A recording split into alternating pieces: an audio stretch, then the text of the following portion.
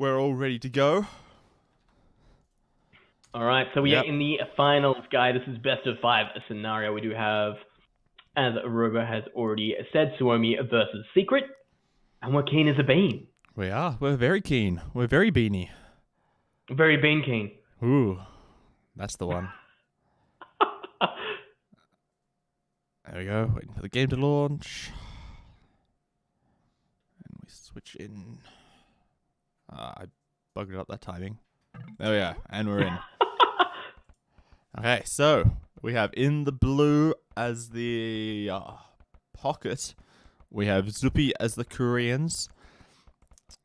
His flank is in the north, is the Max as the Huns. The other pocket is Rubenstock in the Berbers, and then in the green on the other flank we have Vilese as the Malay. Going clockwise from the north of the map, in the purple we do have Slam playing as the Franks. Towards his right in the pocket, Viper in the yellow as the Vikings. Pretty much what we've seen from him thus far. Also in the pocket position we have Tato as orange as the Koreans, and then down towards the south of the map on the flank we have Doubt in red as the Burmese. Okay, so first things that I can see instantly. Secret have got the exact same civs that they had last time. Right, we've got Viper as the Vikings going for longboats at some point. Doubt probably just going to boom a ton and then go for Knights and Elephants. Slam as the Franks for Knight control through the middle of the map. And Tato, Koreans just to go troll somebody with towers. But then the other team, Suomi, they've got like a completely different plan. Okay, we've got Malay. Okay, they're kind of a good water civ. Harbors though, like harbors along the shorelines is going to be basically impossible to push through without a ton of siege rams, I guess. Koreans, obviously, Trush trolling is fine. Max as a teal paladin civ is just amazing. This is what we live for. Max, amazingly done. And then Rubenstock for Berbers. Berbers also seems like a strange sort of pick. Like, they don't have massive water bonuses. Like, their boats move a bit faster. That's not too big a deal.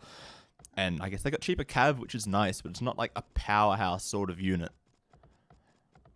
Yeah, every time we've kind of seen a weird civ or a civ choice, we haven't been exactly sure what they're going to do with it from Suomi. They've always presented and they've always got some kind of strategy, some kind of weird plan they put into action, and it's just caught people off guard time after time again.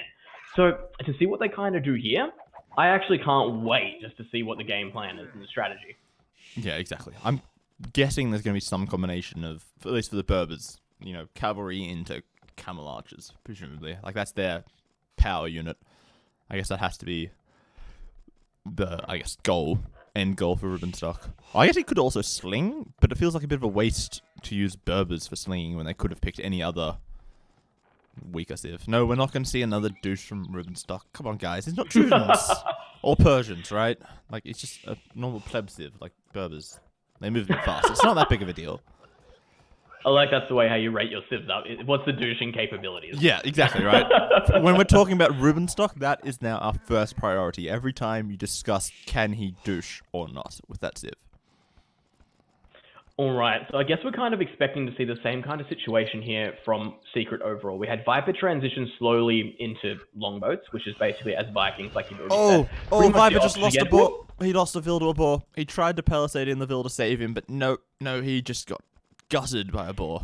That's a really far away boar as well. Oh, that hurts. That hurts a lot. Not too much you can do about it now except play and recover. And I guess if a team's going to recover, it's going to be Secret. That said, though, Suomi has been playing some amazing team game strategies. Amazing. And that's where the difference kind of comes in here. And you know how it goes, guys. F for respect in the chat. 1 like equals 1 prayer. Get those Fs up for Viper's Villager. Fair enough. So already, though, a lot of the Secret players are starting to wall up. Right, Slam, he's getting his walls across the front. Viper, he's starting to wall in and around in a circle.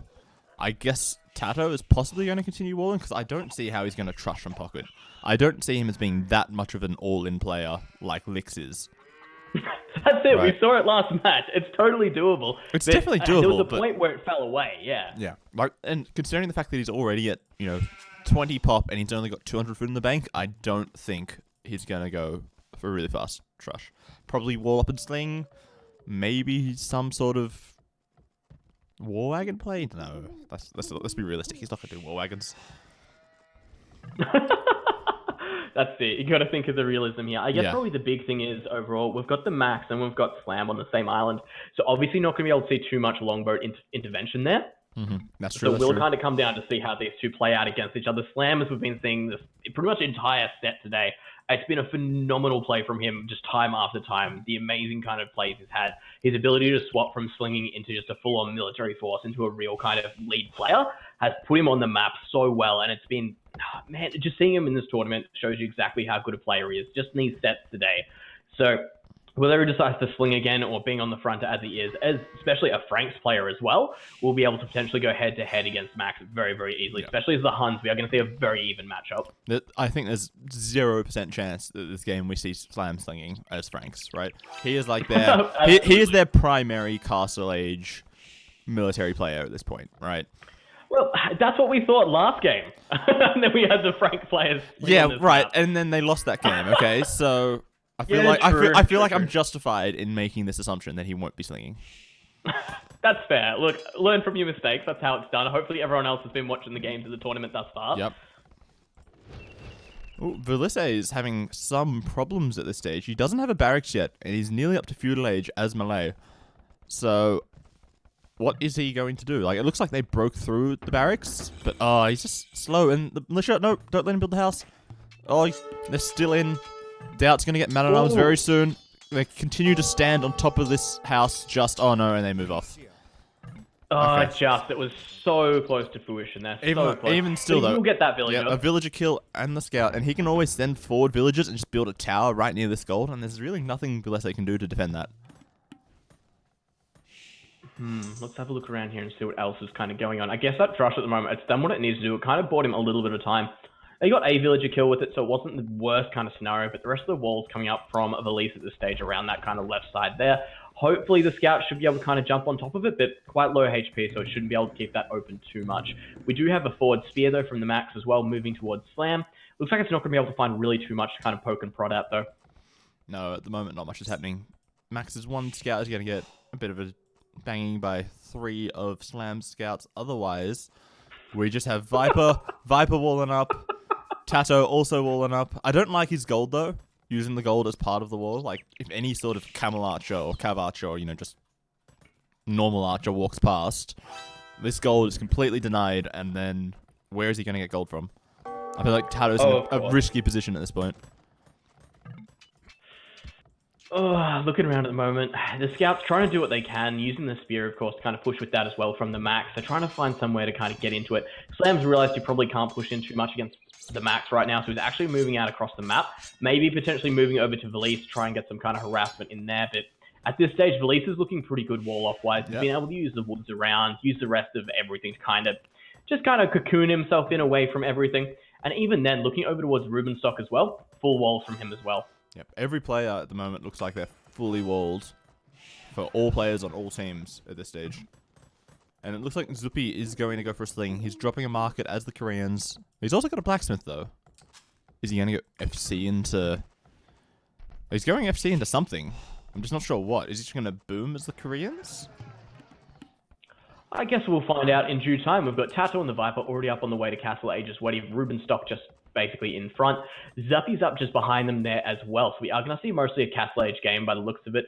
Doubt currently inside Velisse's base, though, trying to find what he can. Getting a little bit of information there. Could potentially try and deny the house repair here. It looks like that's what he's going to do with the villager, but look, Scout's only 1 HP away from death, so probably not going to be the most effective thing in the world. I feel like it's definitely more useful just to keep the Scout moving to see what Velisse is doing, right? If you see him going to stone or something, you can expect to see Karambits later, or, towers, right? Just that information is probably more important than getting a single hit off against a villager before it turns around and whacks him back. That's absolutely it, and at the moment there's not too much really to find there. Velisse fletching on the way, he's got a couple of archers out in play at the moment, trying to find somewhere to do some damage, and linking up with the Max there might be able to deny that wall off a little bit longer. This could be quite bad for Doubt, right?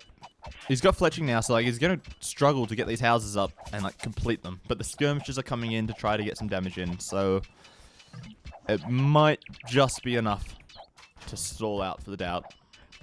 Whoa, that villager surviving on 1 HP as well. So very, very tight there. Nearly made it worth it, but the harassment, I guess, has been a good stage to be in the game. Yep. And Rubenstock's only going for single stable knights, I guess, and 2 TCs instantly. So he's not going to go for like high castle age aggression, anything like that. He's just going straight. I'm just going to boom, make a couple of knights to help defend my guys, and just get to late game where, you know, Berbers they're a pretty good late game civ. Whereas Zuppy, he's just at castle age. What's he going for? Okay, he's dropping 1, he's dropping 2 extra TCs, so he's just going full boom mode, it seems. Maybe he's just going to go for water later in the game? Or war wagon, something like that. Just ignore him until late game where Koreans try to become a monster. Ships. Full turtle ships? Oh. That is a bold claim, and that would be incredibly exciting. Oh, good. Over towards Viper. It looks like he's started going longbows already. 2 docks up in the center of the map there. We do have him going up to 1 town center behind this as well, so we'll be on 2 in total. Slowly managing to get his economy up behind this. Tato looking over. What have we got? I count 1, I count 2 TCs. Third one coming up in the back on the stone as well. Pretty much exactly what we can expect from him. And then Doubt. Still got some work to do. Feudal Age. He's still Feudal Age. Okay, but look here, like, Valesse's archers, they're on the outside of Tato's gold. Like, this is what I hate. Like, Tato could have built that TC, like, deleted the 2 palisade walls and built the TC right there, and then the gold would be behind the TC and safe to mine. Whereas, as it is, you know, he can't mine gold, which I guess as you're booming isn't super important, but you still want gold at some point, right? Even just like a safety net, right? Absolutely. Anyway, so Viper's longboats, they're running around. He's seen Rubenstock's knights. He's just going to try to micro around, do a bit of damage. Or not micro and just sit there and face tank these knights whacking at them. Do their absolute best. They're firing away. But the problem is, like, if he runs all the way to the corner of the map, then he's sort of trapped against the edge, and the knights could just, you know, kill these 2 longboats fairly easily, I think. Very, very true. Either way, he kind of runs into that problem. So it's just about, I guess, trying to get as much damage as you can in against him before you lose them all. Yep. Even just trying to get him out of the situation like he's done now.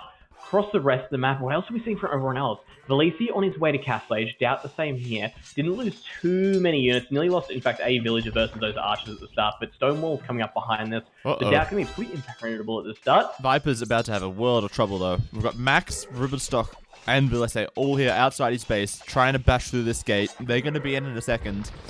And Viper, he's dropping a second TC on his wood line, but he's still got farmers all over the place. Half of his wood line's not protected. It's gonna slow down his aggression at this point. He's not gonna make as many boats as he wants to, and the boats that he has made haven't really done much of anything at this point. Interesting. We've got people playing over to the max as well. So Zuppy is getting the sling to the max now. So going to be able to kind of abuse that one a little bit more. Slam moving in. He's trying to help Viper out. But the numbers now, like, he just got so many people in here against him. He can't choose any engagements properly. All right. The nice thing is that there's not a lot of knights, right? It's mostly scouts at this point. Like, Max has 3 knights. Rubenstock has 3 knights. There's only 6. It's not a lot. But between the 3 players, there's enough military here. Oh, Viper, can you get that wall off? No. If you could have walled this army into his base, that would have been really nice. Because then Slam could just keep massing army, and then at some point he'll have enough to take him out, and they can't easily reinforce. That would have been the ultimate play there, but sadly, not going to get there. Viper is throwing down an extra town center, though, so we will be on 4 in total. Yeah, 40 seeds. He's going for a pretty heavy boom. Early university is questionable. Is he maybe... I think maybe he's just building it for no reason, just like because he needs a building and it blocks off that gap. But I would have preferred a siege workshop, honestly, because being able to make 1 mangonel, help clear out those crossbows, and help give Slam a bit of an advantage in this fight. It would have been nice. Absolutely. Look, Slam does need the help there just because he doesn't have the units. But that said, more and more knights are moving across the map. He's also got the +2 armor on it. Something Rubenstock's missing. Something we're missing from the Max as well. Max only having +1. Rubenstock actually not even having bloodlines yet as well. So obviously the knights from Slam, they have a little bit of an advantage when it comes into it. It's just the numbers game that he's having trouble with. Yep. Well, interestingly, Rubenstock has also gone up to a 4th town center.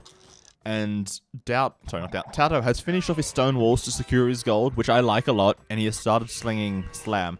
So they're really investing in Slam to make a lot of knights at this point. Slam's also dropping his monastery and university, so I think Slam's getting ready to go imp within the next couple of minutes. Sounds about right to me. Behind that as well, he's actually got 3 town centers up in play. University on the way, so that should be what he needs to go up into imp. And monasteries are already up, so he's looking pretty good on that front. Handcart on the way for both Rubenstock and Slam. Chain Barding finally going down to the max as well. Yep, and Doubt's just chilling, booming away, but his Mangonel versus some crossbows on the front. He's getting out microed versus Philesse. He killed 2 crossbows, but lost his Mangonel, which is not really a very good trade. And speaking of that, Philesse's crossbows, they are charging right around the back of the right-hand corner to get into Tato's base. And that's going to be a little bit of a problem, because his gold is still open if they come around the back. His wood line there, he has to evacuate some villages right now. Oh, this is getting more and more of an issue now. Looking around the rest of the map, what have we got? We've got the Max kind of looking. He wants to move forward here. He's getting a siege workshop up at the front there. He's got a mangonel in it. He's got 1 battering ram as well. Throwing some barracks up as well. So it's like he's getting ready to counter the knights that are inevitably going to end up as paladin. But here we go. A bit of an engagement with Slam. And who else we got there? The Max Viper getting involved as well. Oh, Suomi doing the right thing there. They're getting away from the waterline to stop the longboats having much of an impact. But yeah, Slam just had so many knights there. Well ahead. The sling really starting to pay off for them.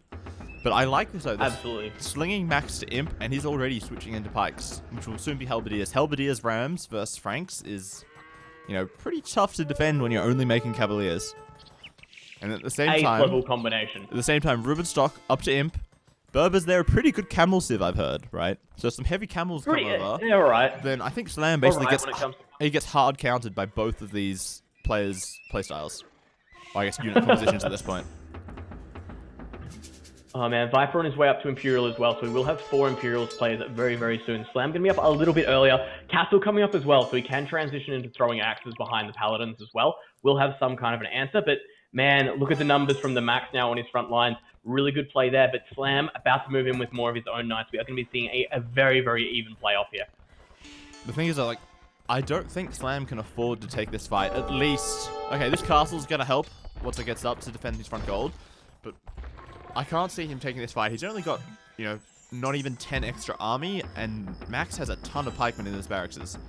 Any sort of aggression is going to start to push through here, and Slam's going to have troubles unless someone can come over here with, anti-Helb sort of units to save him. What have we got? We've got Viper on long ships, can potentially move him into this little bit of a puddle here, but there's still this whole mass of land he's not going to be able to help out with.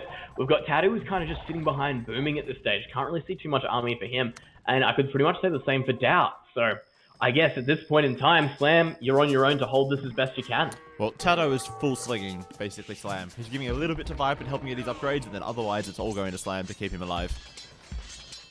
But, Philesse's up to Imp as well. You're going to have 3 Imperial Age players versus 2 very soon.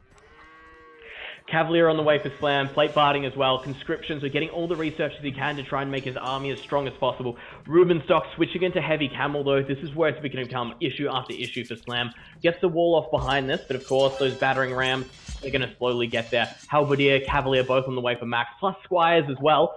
Doesn't want to let anything kind of go to waste here. And Rubenstock was heading across the map with his camels there to go help out Max, but he ran right into Viper's longbows. He's like, oh, I can't go that way. I don't want to take all those arrow fire on my weak camels. Oh, but also Rubenstock switching to boats as well. He's dropping docks and a castle on the shoreline here. So I guess he's going to switch into fire ships, possibly? No, galleys. Okay, war galleys coming out soon for Rubenstock, it seems. They will try and get the water control back as well.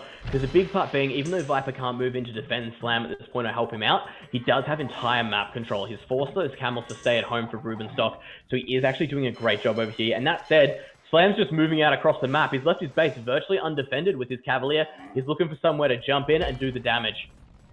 Yep, and these Rams and Trebuchet from Max, he's starting to push in towards Slam. While Slam's army is just, at the back of Zupi's base doing not much at this point. He's just walking into stone walls, more stone walls, more and more stone walls. So he's really I'm worried struggling. at this stage that Slam, yeah, he might just get fully overwhelmed. Right, and Max's Cavaliers, they're running around the back trying to find some villages to raid while the Helbs and Siege. Oh boy, there's a couple of throwing axemen, but there's so many Helbs pushing in here. Man, how do you hold in against that? There's a Trebuchet there as well, potentially going to be taken down as time goes on. Trebuchets are out in play for Max as well, so he does have the range game he can play at the moment. He does have the position to push from. He can sit back at this stage. It's just a matter of being able to pull in from there. Rubenstock out across the map at the moment with these heavy camels trapping, as well. That's really bad for Slam. Yes, he's about to get Paladin, but he still does not want to fight heavy camels unless he really has to. Oh, and there's a demo ship. Oh, Viper's demo versus the camels. Viper, demo. Demo? Yes? Oh, that was not as good as I thought it would be. I'll be It was honest. alright. Like, it could have been worse. Well, I was expecting to see like 20 camels fall over and die, and it's just like, here, have a little bit of damage. Let's. I was like hyping it up, like, oh yes, there's a demo, and then nothing happens. It fell a little bit flat, but what are you gonna do? Oh, Max. Still swinging Sam. Max is in Yep. Viper's economy though with his cavaliers, Whoa. killing villagers. There's the overchop, and this is what you get from it. The Cavalier running around doing all the damage they can. Hasn't gone up to Paladin yet because he's so committed into this Cap Ram Helbs push at this stage. The throwing axe is doing a great job denying any kind of a push here, but again, the trebuchets are just going to whittle away slowly but surely at the defensive structures there. And Max is also making another forward castle up towards the north. It's not really an ideal position, but I think it's the only place he can really do it at the moment. With Slam's trebuchets and Viper's longboats on the water, he has to go further inland. I'm getting more and more worried here. Rubenstock is about to join the fight as well, moving in with all his heavy camels. We do have the push from Valithi against Doubt as well. Doubt still pretty much on no military population whatsoever. Not sure exactly what his plan is, but he's going to need one because the castle's coming up on the front. There's a trebuchet there working its way against his castle. Yep. The problem is, like, Doubt is starting to mass battle elephants on the north, and Valithi, all that he has are some arbalests, right? So if 20 or 30 battle elephants come out, he can't stop that with just arbs. He needs monks and helbs and, you know, other anti-elephant units. Not arbalests. Arbalests by themselves are going to do almost nothing against these Burmese elephants. Absolutely. Huge HP just allows them to tank arrow after arrow. We do have the galleons out in play from Rubenstock here as well. We'll be going toe-to-toe with Viper in terms of his elite longboats. We do have heavy demolition ships out, and there is a lot of them in play for Viper as well. Oh, boy. So good connect. I'm hoping for some good boom soon against these galleons. They're coming in, trying to circle around. He's also taking into galleons, so he's going for a mix of all the boats that the Vikings can make at this point. Okay, the demos are at the front. Okay, no, the demos are pulling away. No, now he's coming back in. Now that the galleons are engaged, he's hoping he can sneak in while they're not paying attention. Oh, but Rubenstock. Okay, demos. Okay, ooh, that's not good. That was a lot of galleons that just went down. That was very well played there. However, looking over at Slam, he's pretty much losing everything at this stage. We've got Rubenstock in his base with the camels bringing his economy to a halt.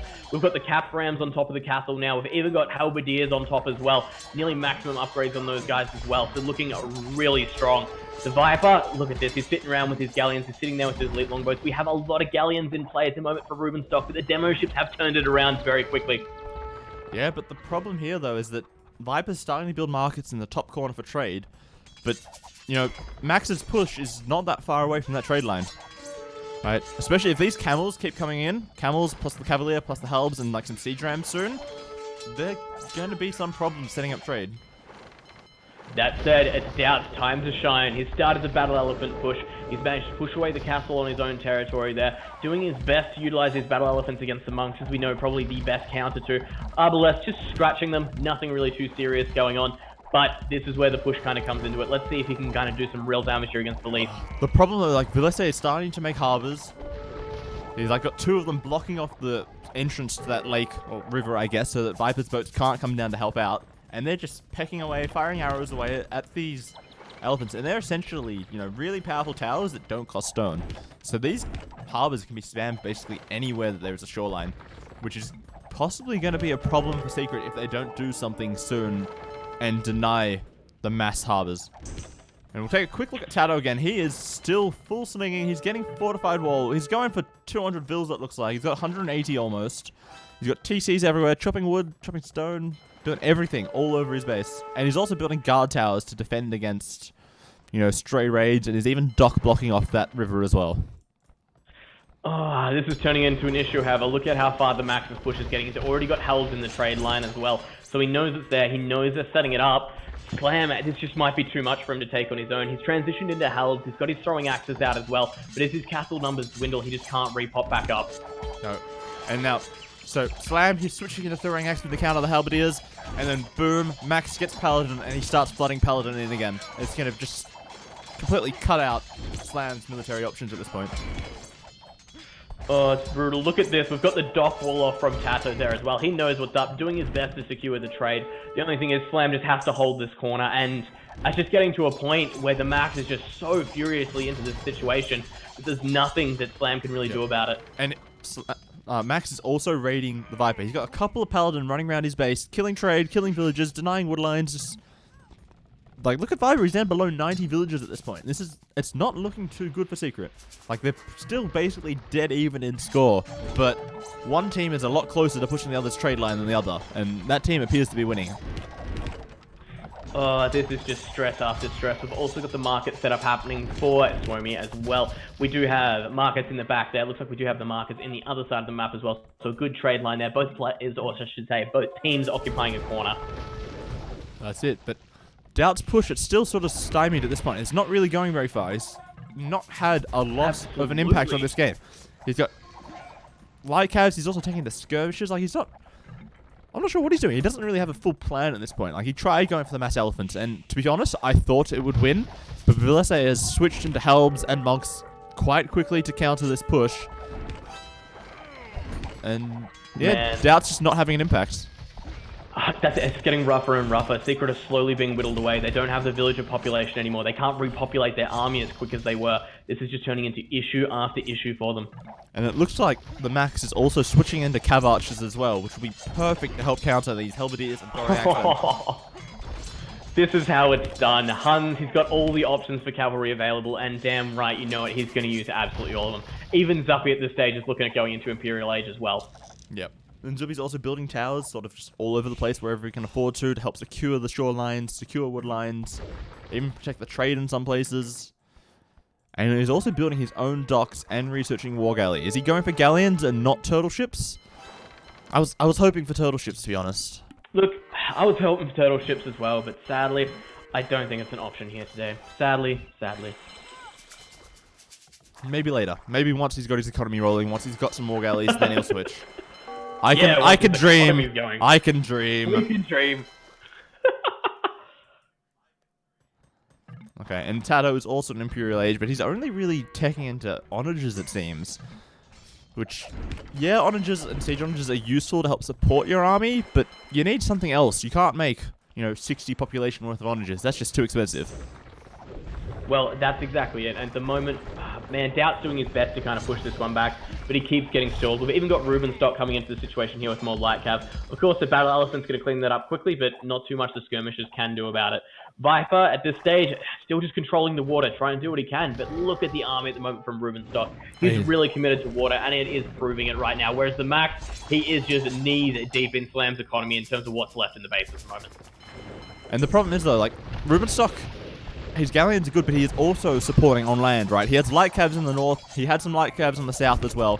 He's supporting all the pushes while keeping Viper stuck in the middle, not able to support either side. So at this point in time, Viper really doesn't contribute anything to his team.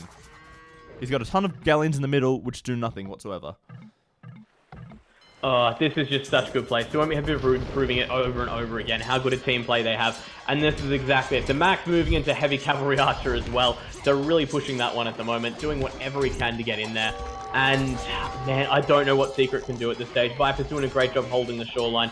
He's moved his galleons in as well to help out Doubt in terms of his push. Doubt slowly getting somewhere, but I have a feeling that the Max is going to reach the trade before too much happens. I think so, because, like, Doubt's only just barely gotten a foothold onto Vilese's island, right? He still has to go through all of this territory, all these houses he has to destroy, all these barracks, his archery ranges, just hundreds and hundreds of buildings before he can get anywhere near the trailer. And before he gets there, Ruben Stock's coming over with more light cav, more heavy camels, right? It's not pushing fast enough, and he can't do it by himself. That's the problem. And Tato doesn't really have any army whatsoever to help out.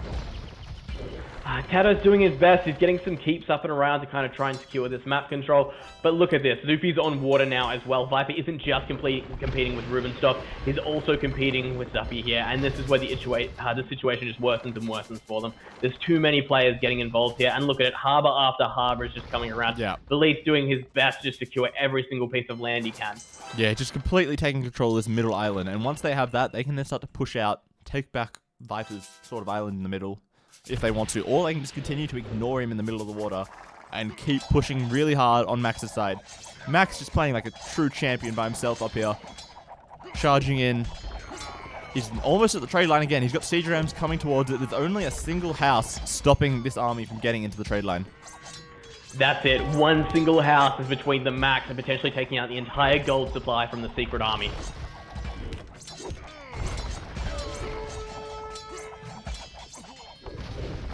Oh, boy. Okay, Viper's here to support Doubt now, but the problem is, like, Doubt is so far forward already that Viper can't really help him that much. Like, the Galleons, they've only got 10 range. Velese's army is, 15 tiles away from the water. They can't really help you there. That's it. I'm just looking at this map right now. Any kind of situation Secret can find themselves into. But just look at the amount of harbors that are getting thrown up by Velisi. He's doing an amazing job just securing the entire map where he can. Tato as well, trying to get those keeps up. But at the moment, he doesn't really have too much he can do. And I am just struggling to find any kind of sense that Secret can use to get back into this one. It's looking pretty rough. And also, Max is dropping another forward castle, more forward buildings, siege workshop stables. He's continuing his push really hard in the north, sort of moving around clockwise away from Tato's towers a little bit. And funnily enough, Tato now has the high score for his team, even though he hasn't really done much of anything all game. He has 54 kills. Slam has 370, and Slam is at the bottom of the score. How does that seem fair? Well, in Slam's defense, look at how much he's got left. Well, yeah, but he's been doing so much stuff. Tato hasn't done too much, and he's got 1,000 extra points. It's not fair. It's not fair. Oh man, look at this Doubt push at the moment. So many barracks on the front. Ooh, long Trying to swords. push him wherever he can.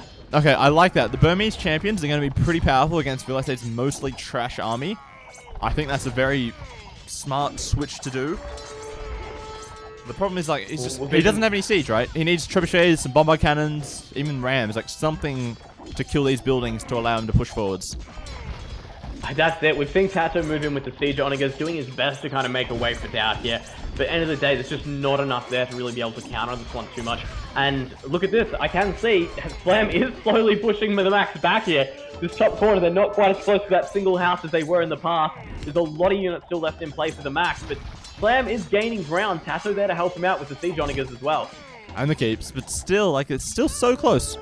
Now that this castle's up, I guess it might die pretty quickly to these trebuchets, but that gives him a position. If only Zupi could come over with some onagers, and he is. If Zupi could cut a hole through the wood line into the trade, then they could completely skip the army at this point and just run right in. Or even just to counter Tato's onagers. Man, we've still got a furious water war being fought here as well. Ruben Stock versus Viper. Both players not really able to leave the safety of their land at this stage. We've got the castle and the keeps up for Viper to help defend. All the harbors built by Velise to help Ruben Stock out here. And both players are basically just hugging their own shoreline, trying to take every advantage they can. I think the main problem at this point is that Slam has 70 villages and not a lot of space to do much with them. Right? He's kind of heading towards Viper's economy, but they're running out of wood in that north corner. You're not wrong. It's going to come down to full market economy very, very soon. When it comes down to it, Suomi definitely do have the map control here. Definitely a good 2/3 of it comparatively. Yeah, I would think so, because they're starting to push in towards Velese, but he has some bombard towers and bombard cannons. He's starting to secure his base. They're stymied again. They can't push any further until they get trebuchets and bombard cannons. Where can anyone? Doubt and Tato slowly succeeding against Velisi down here, but that castle putting pretty much a big stop in this kind of push. Yep. A couple of bombard cannons as well, but they go down to the onagers so quickly. It's all down to just their micro at this point. They just need to keep walking out, sniping the onagers, and then come back and just keep holding on. Keep holding that space until Max is able to push in harder. That's it. Eventually someone runs out of resources, and at the moment it's not looking like Secret are going to be able to hold this. Ooh, they've got quite a few trebs, though, trying to take down Max's castle. But at this point, it looks like Slam is basically purely making helbs.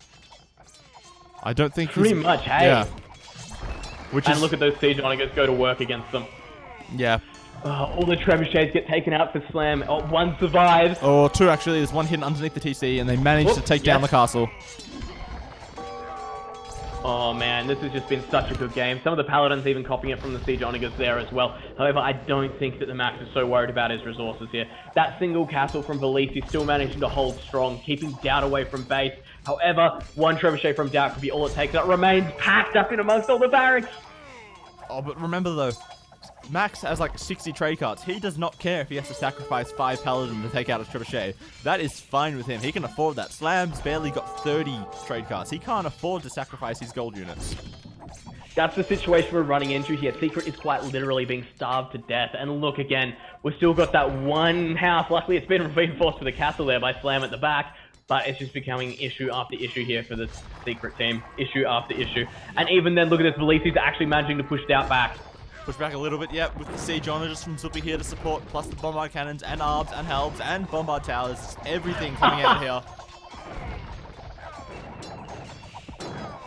This is just becoming more and more of a brutal situation. We do have Slam. Look at this. He's got some army back in play here. Backed by the Siege Onagers from Tato. He might be able to hold on to this for a little bit longer.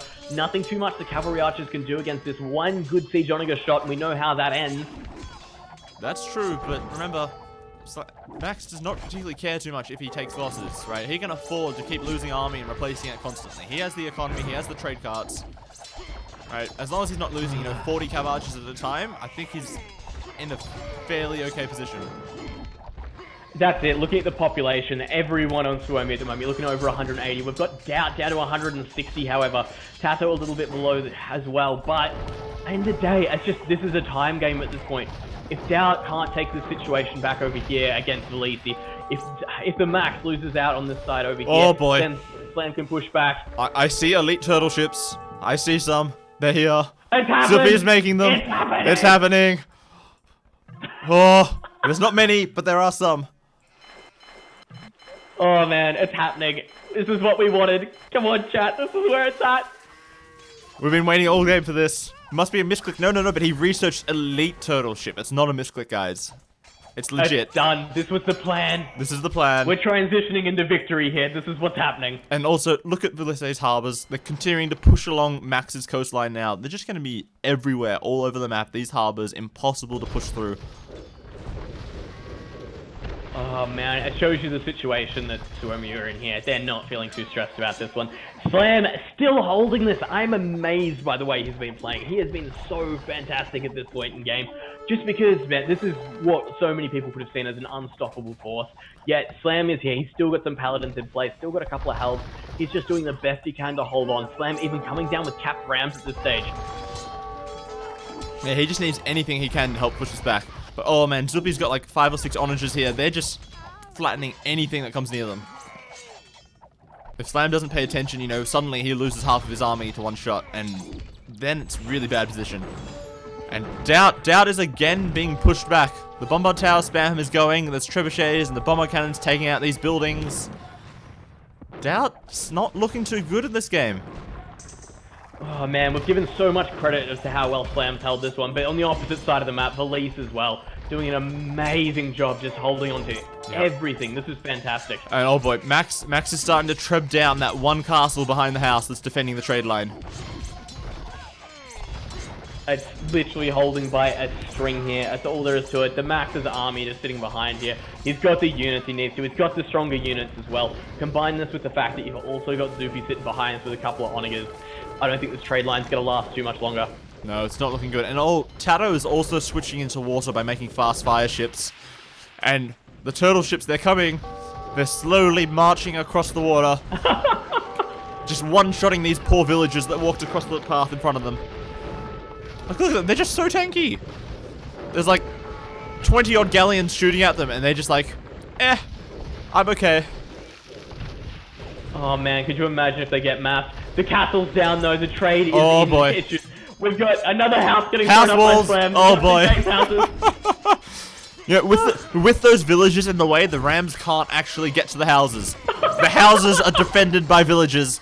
They are throwing down their lives. Shields. Yes, exactly. Oh man, Siege Workshop's getting thrown down by Slam at the front. Anything and everything he can put in front here. This is it's just turning into issue after issue. How are we looking for the resources on the rest of the map? The Max having a surprising amount of wood left. However, that South Center Island, only a couple of forests left at this stage. Doubt, basically out of wood. We've got, oh look at that, Tato, basically out of wood. The Viper, basically out of wood. He's got this one towards the front of his base next to the water there, but that's about it. Resources are getting scarce. It's not looking good. And like Doubt is being pushed back even further now. They're back beyond the river almost. This, Viper doing the best with what he's got on the shorelines there as well. The castles, all the harbors slowly getting involved. That one turtle ship just taking crack shots wherever it can. But this is a lot of army for Viper. Oh, yeah. Like, the problem is, like, even with all this water, like, it's still not really achieving anything at this point. That's my big problem. That's it. All they can do is just hold the original kind of positions here with it and just try and stop any kind of reinforcement.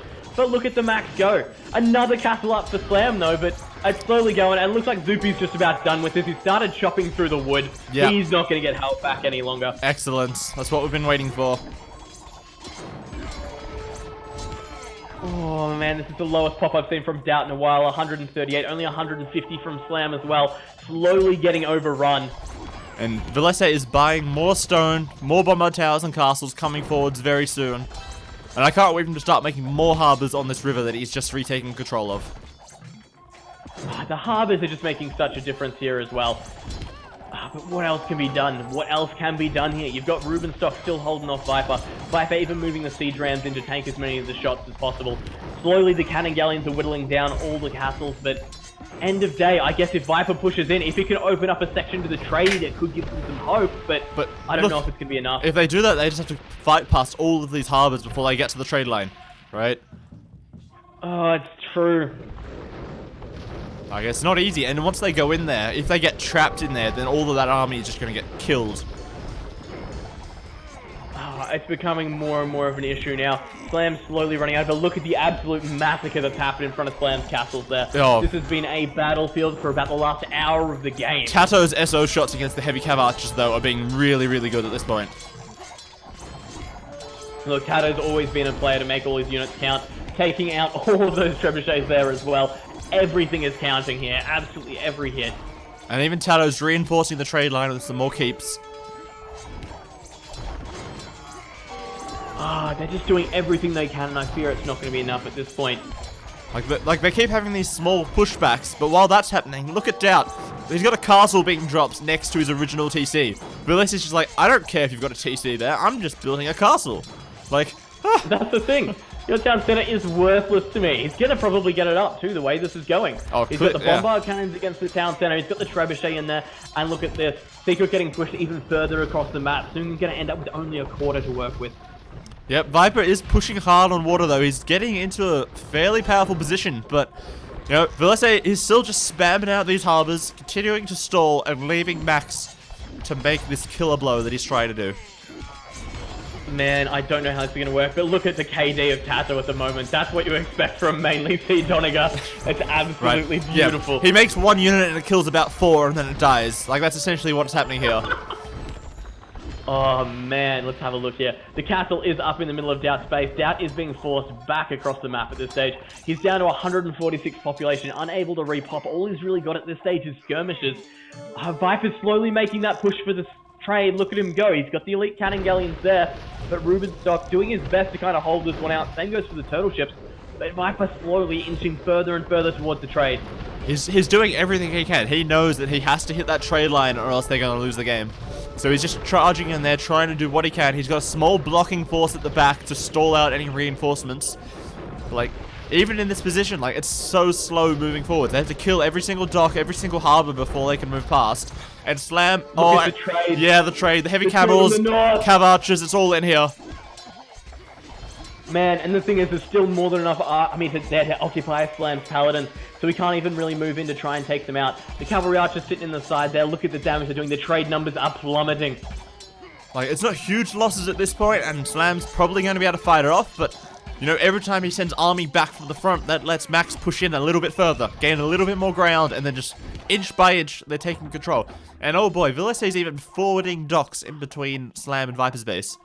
There's harbors all over the place now. Oh, this has been such a well-fought game by everyone. I don't want to see someone win this. Everyone's just been such a winner thus far. Tato doing his best, getting fast fire ships up towards that trade. Viper still pushing in. He's got his rams coming with him as well, so he's doing as much damage as possible. Still has galleons towards the top of the inlet there as well, fighting off the turtle ships and the rest of the ships from Rubenstock. Oh boy. Look at these SO shots though. Zupi's getting some pretty good damage in on these galleons. And the problem is, like, look, Viper's, his big push, about half of its it's elite cannon galleons at this point. All of these galleons, they could get killed by these fast fire ships if they don't pay attention. Man, just look at the trade at the moment. Slam is doing everything he can. He's pulled this off amazingly to hold this for as long as he has.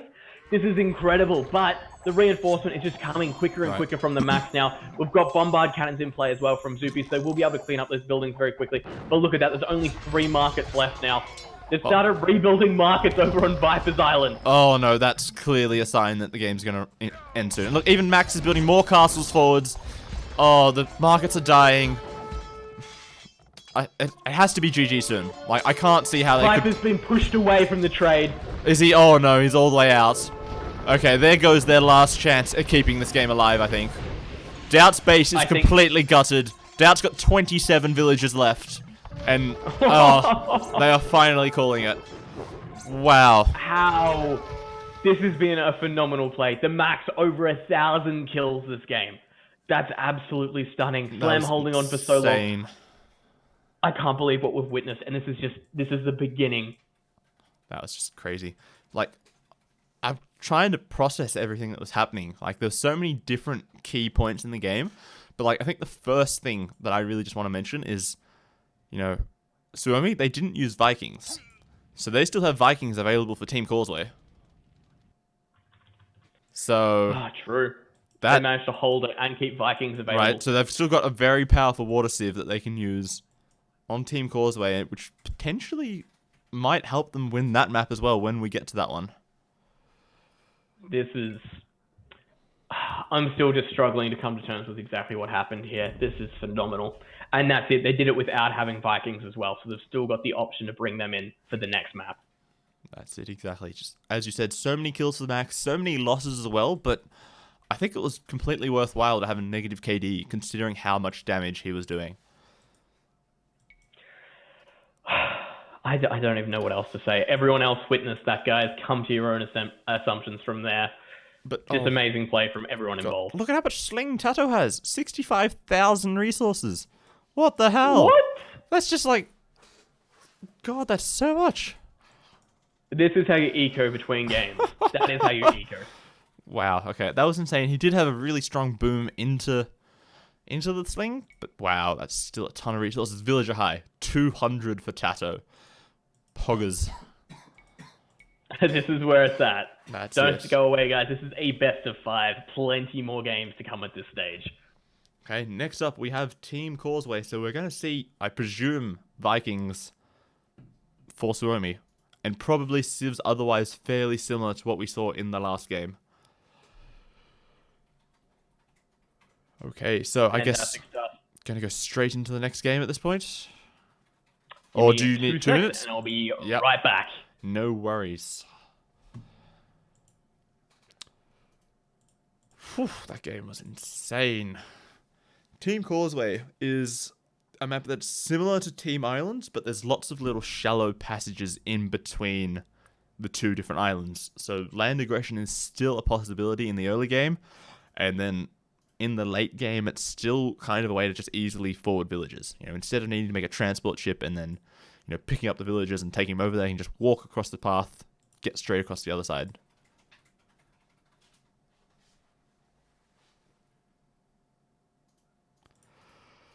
Whew. So we've got game 2 coming up, Team Causeway, as I said. Then we have Mount Fuji, Mongolia, and Steppe, possibly. Relax, drink some of your beer. No beer during the casting, come on. We'll start the game when Turpin gets back, and you just need to take a quick loo break.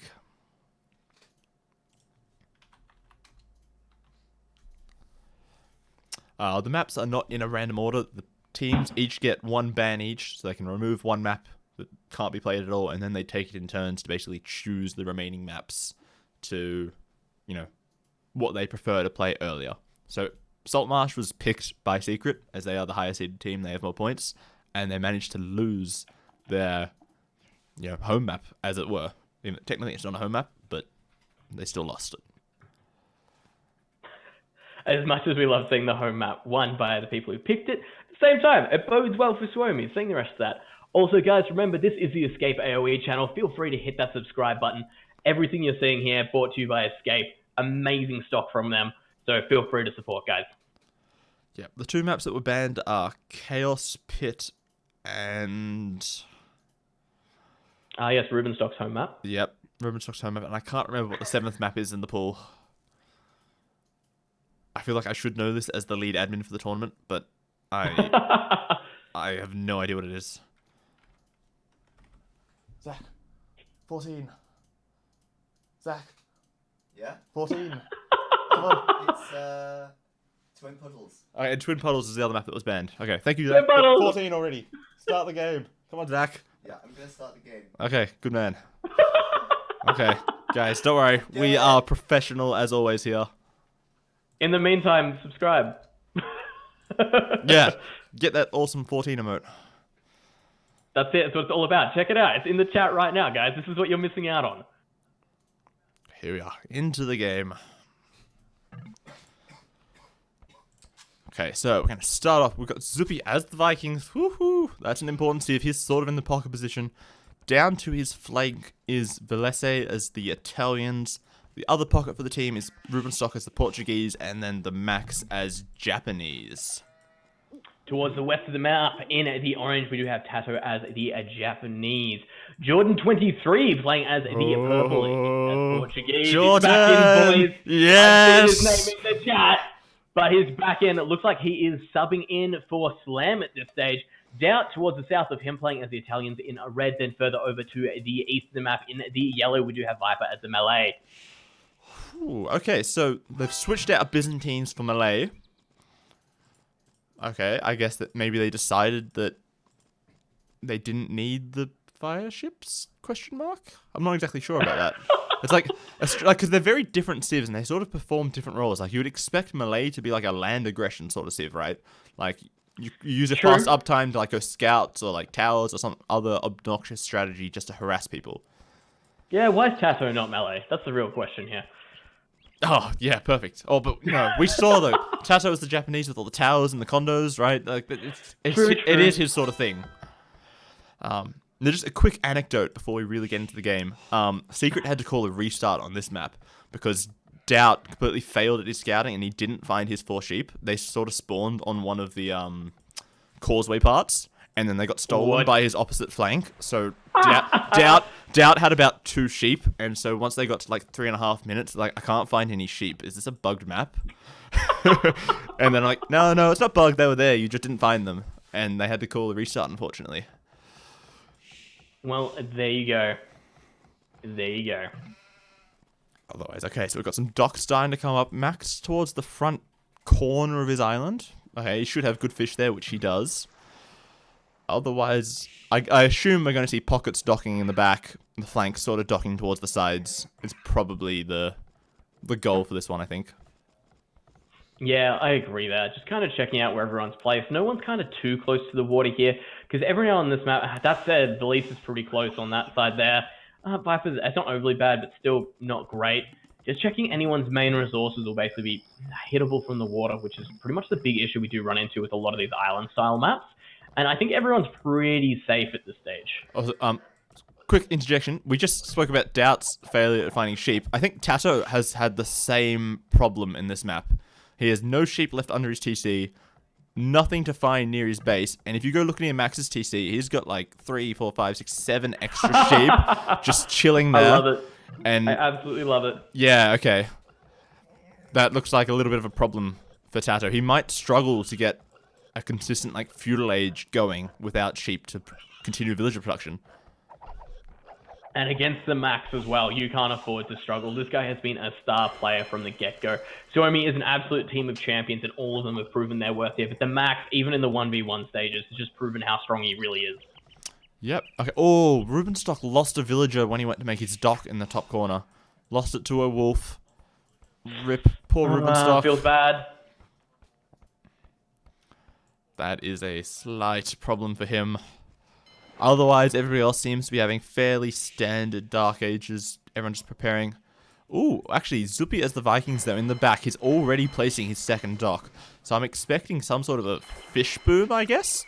That's normally the only reason to make really fast extra docks. And he has a lot of vills on wood as well. That would be really nice to see him kind of utilize that. Yeah, I guess Because I Vikings... guess the big thing is...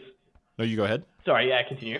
No, you go. Alright, I was just going to say, obviously lacking the fire galleys makes it a little bit harder to kind of get into the early game. Whereas if he kind of goes a couple more fishing ships, then potentially up into galleys from there, I guess that's his option. Or even just straight FC into longboats.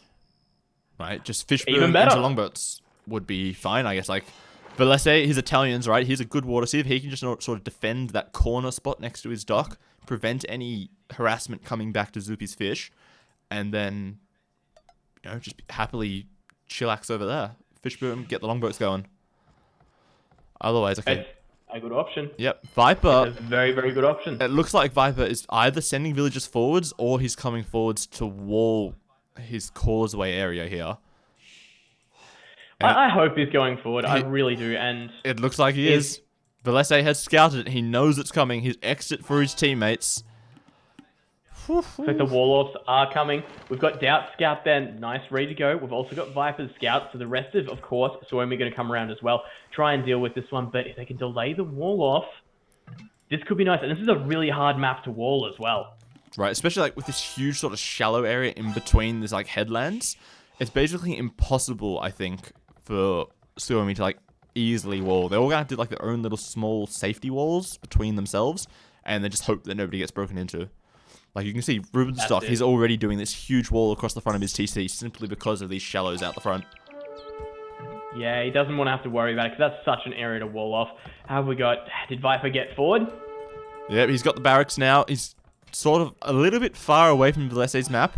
But to be fair, Velese has a wood line and a gold right in this one spot. So a tower could potentially be a problem.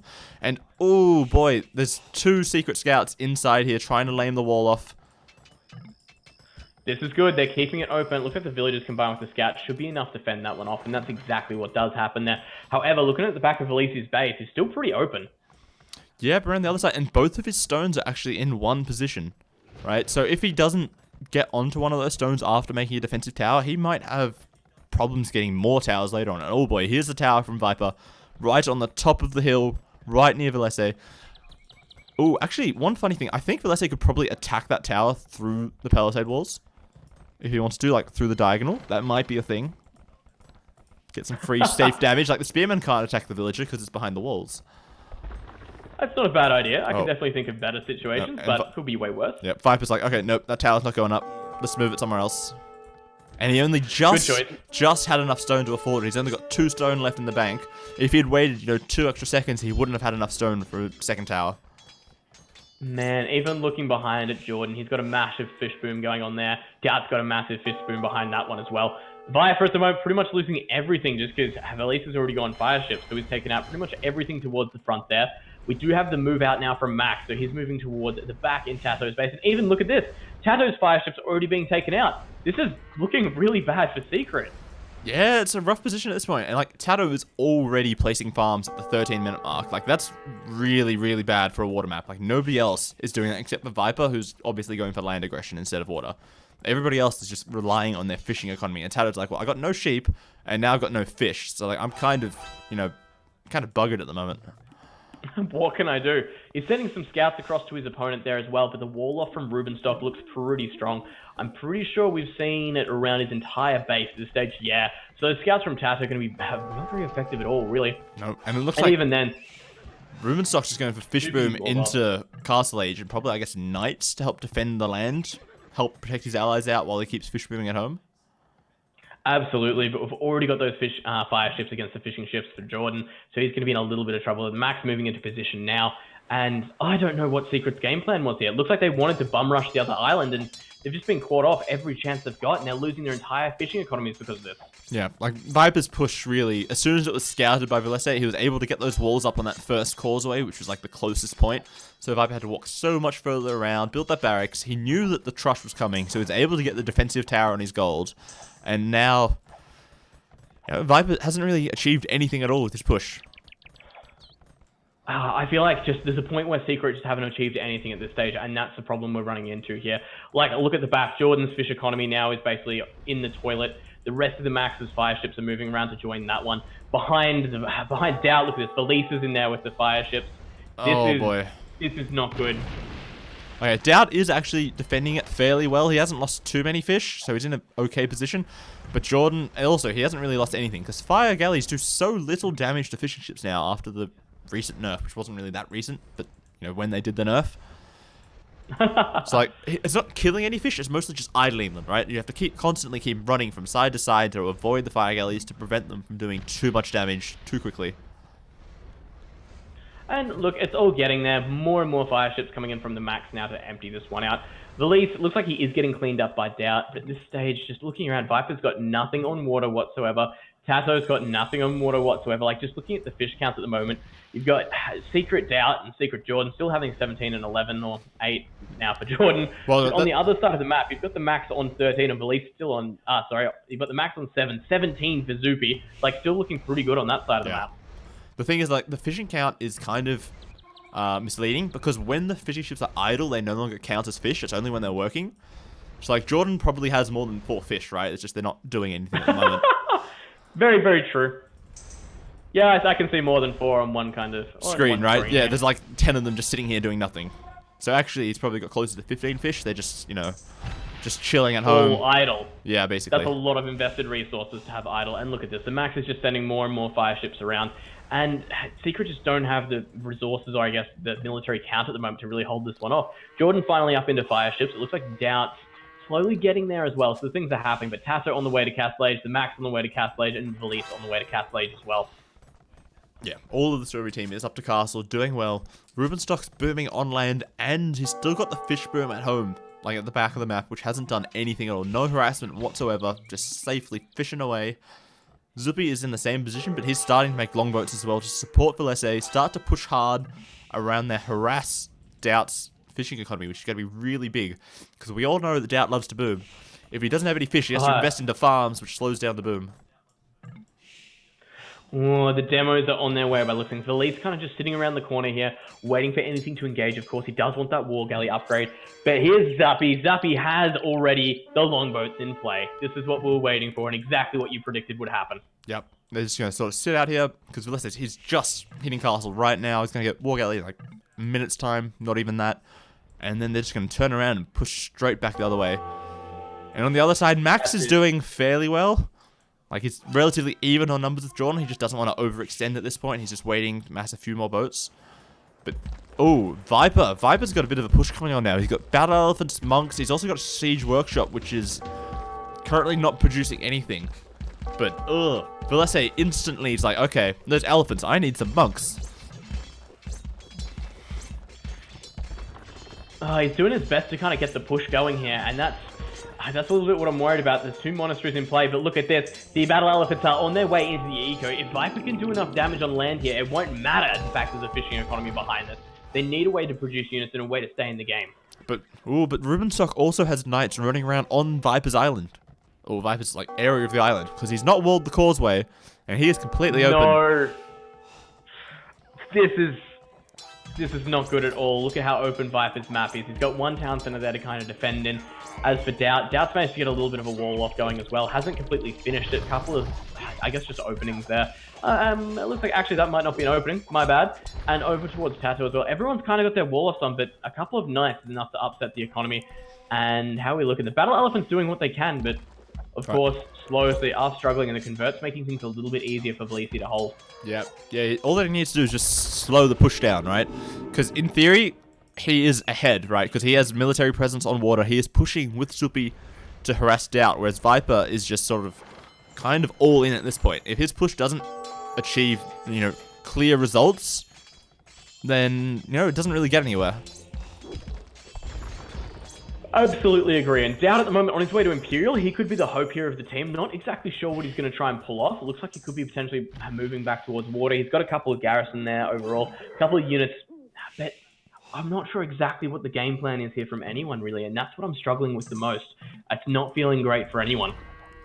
I feel like he's going to have to go into water to begin with, right? Like, it'd be incredibly nice to go land and try to, like, put some pressure back on the other side of the map, but like, it's too risky to do that, because if you lose water completely, you can't really get back onto it easily. And then Vikings are just going to snowball with a huge mass of longboats, and the game might just be over at that point. You're not wrong at all. It's exactly what we're running into on pretty much every front at this stage. Zuppy on his way up to Imperial behind this as well. Doubt going for fast fire ships, trying to get everything he can kind of in the move there. But I'm still actually, just not confident. in Secret. Tato is on land in between Max and Rubenstock. He has some monks, some scouts, and some mangonels. He's starting. This is good. Like, it's not the worst situation to be in. He can deny the trade a little bit, but still the amount of knights out in play for Rubenstock, this is what I'm worried about. Because they can move in and clean this up. Obviously, the monks are getting higher and higher here, so he can get the converts. And he might actually just have enough to keep this push alive. Like, he's also got his own monks in the back as well, so he can come in and maybe, like, convert back the knights the other way. Because, like, there's only 2 monks, right? I would be happy to make this trade with just 2 monks, I think. That's exactly what I'm saying there. This push could get cleaned up so easily, and it looks like he's not going for it. So that's a little bit more of an issue at this stage. Viper starting to look pretty good here as well. He's got a couple of mangonels out. He's got a couple of monks there ready to defend with, or I should say push with. And if Tato can do something, the only thing I'm worried about is, they're missing out on this entire fish economy. Doubt's doing his best to kind of clean things up, and looks like he is starting to take more water control back. But I'm not sure it's going to be enough. The thing is that Jordan is also up to Imp, so we're going to soon have 2 players on water, essentially versus 1. Because Max in Castle Age can't fight back. He's researching guard tower for somewhere. I can't see him making any towers. Okay, he's got 1. Okay, he's got a couple of towers defending against Tato's mangonel push. So Jordan's back on the water at this stage as well. He's down with fire ships. You've got the Max in there with some fire ships as well. Not a whole heap in terms of the count, but Doubt going for a bit of engagement here towards the east side. Right, he's got fast fire ships now, so he's welcome to go for it. And Zuppy's like, okay, yeah, I'm just getting back. I can't take this. I have to wait for Imp. I have to get Bracer. Elite Longboat, probably. Chemistry, all those good, useful upgrades before we can try to take these. And it looks like Doubt's got that tech advantage, and it's really helping him out here. Really helping him out. The fire ships of Elise, of course, going to go down quite quickly. And Doubt looks like he's going to extend in. Can potentially hit that. Oh, man, look at the amount of longboats back there for Zuppy. There looks like he's just waiting for the chance to strike. Yep, I'm wondering what is Velase doing with these villages in this transport ship? Is he planning like a counter landing or something? Or were they just like hanging out doing nothing over there? We'll find out in time, I guess. Oh boy, but Velase is actually pushing back Viper's push. He's converting the buildings. Zuppy even has a couple of condotieros running around. Oh, the converts are coming in. Monks versus monks. And it looks like Viper, oh boy. He won that really hard, but the Condottiero is just going to clear it up. The Condottiero is just completely clear it up. Couple of Condotieros, and this is all over. Jordan 23 up to Imperial Age as well. Man, I'm not sure exactly what can be done behind this now. It's becoming more and more of an issue as it goes. Viper's push has pretty much been stopped in its tracks here. All the buildings being converted, the monks have been converted, the rest getting taken out by the Condotieros. We've got Doubt again pushing in on this eastern Oh, but side the here. demos from Zuppy against Doubt. Oh, all the fast fires just melted. Oh boy. I think about 4 demos just killed about 15 fire ships instantly there. This is how it's done, guys. You trade as efficiently as possible, and this is the situation you end up in. Viper, what can you do from here? He's stuck just building up his economy behind this. Jordan, he's on the water, but he just doesn't have that much really to work with at this stage. That said, though, Velisi's been pretty much kicked off the water as well. Rubenstock doesn't really have kind of much to work with there. However, he does have a castle up, and he is organ guns. I think at this point, like, Jordan's kind of in a strange position, because he needs to go water, but he also needs to clear out Rubenstock's landing, right? They can't afford to leave this castle, TC, and stuff here in a position where it might, harass them later in the game. He has to take it out now, which slows down his push against Max. Oh, of course. If this castle stays up, it basically divides the island, especially if he pushes a little bit further, which means trade in the end game is going to be a little bit harder to deal with as well. But look at this, organ guns in against Viper. He's got nothing at home to deal with this. He's going to be saying goodbye to villages very, very quickly. Oh, he's going to go Vilbash it. Here we go. Another organ gun comes in. Shoot. It's not a lot of damage. Yeah, they only do 1 damage each. It's going to take a while to bash that down. Oh no, that's just another issue to put onto the pile at this stage. Oh, and Tato is trying to do a landing at the back of Max's base, but Max is like, nope, I see you there. I'm putting my own tower to counter you. I'm just looking along, trying to find everything we can at the moment. Doubt still winning on the water by the looks of things. The longboats from Zupi doing a great job at holding that corner at the moment, so the fishing economy will stay alive for everyone. Even then, the Max is holding the west side at this point with just a couple of fire ships as well. Jordan, again, just out of units at this stage. I'm looking at the military counts. I'm counting 34, but I'm just not seeing them engaged anywhere at the moment. I think it's mostly condotieros in the middle of the map, and then there's like a couple of Yeah. fast fire ships and caravels just like sort of spread out in random places. Viper up into Imperial, finally there. Tato, the only one not up in yet. But look at over at Tato's fort, or I guess his little island base that he had there, completely being cleaned up by the Knights at this stage. Yeah, it's all gone. Tato's push is dead at this point. Like, he's still got a couple of units here to convert. Oh, actually, I say that, and there's 3 monks and 6 pikemen all of a sudden. But well, you're not wrong. That's gonna help. Long term, it's not gonna get anywhere though. That's the problem. But it is the still problem, alive. the kind of It's advancing- still alive. It's alive for now. For now, exactly. But that's it. We're just lacking any kind of long-term solutions here for Secret. That's where they're having the issues. They're slowly managing to clean up Rubenstock's fort at the moment. A couple of Knights across there will be able to deal with the Condotieros, but there's still Condotieros from Jordan 23 as well. They're just everywhere. So they will help keep Viper alive, but I'm not sure what Viper can really do at this stage.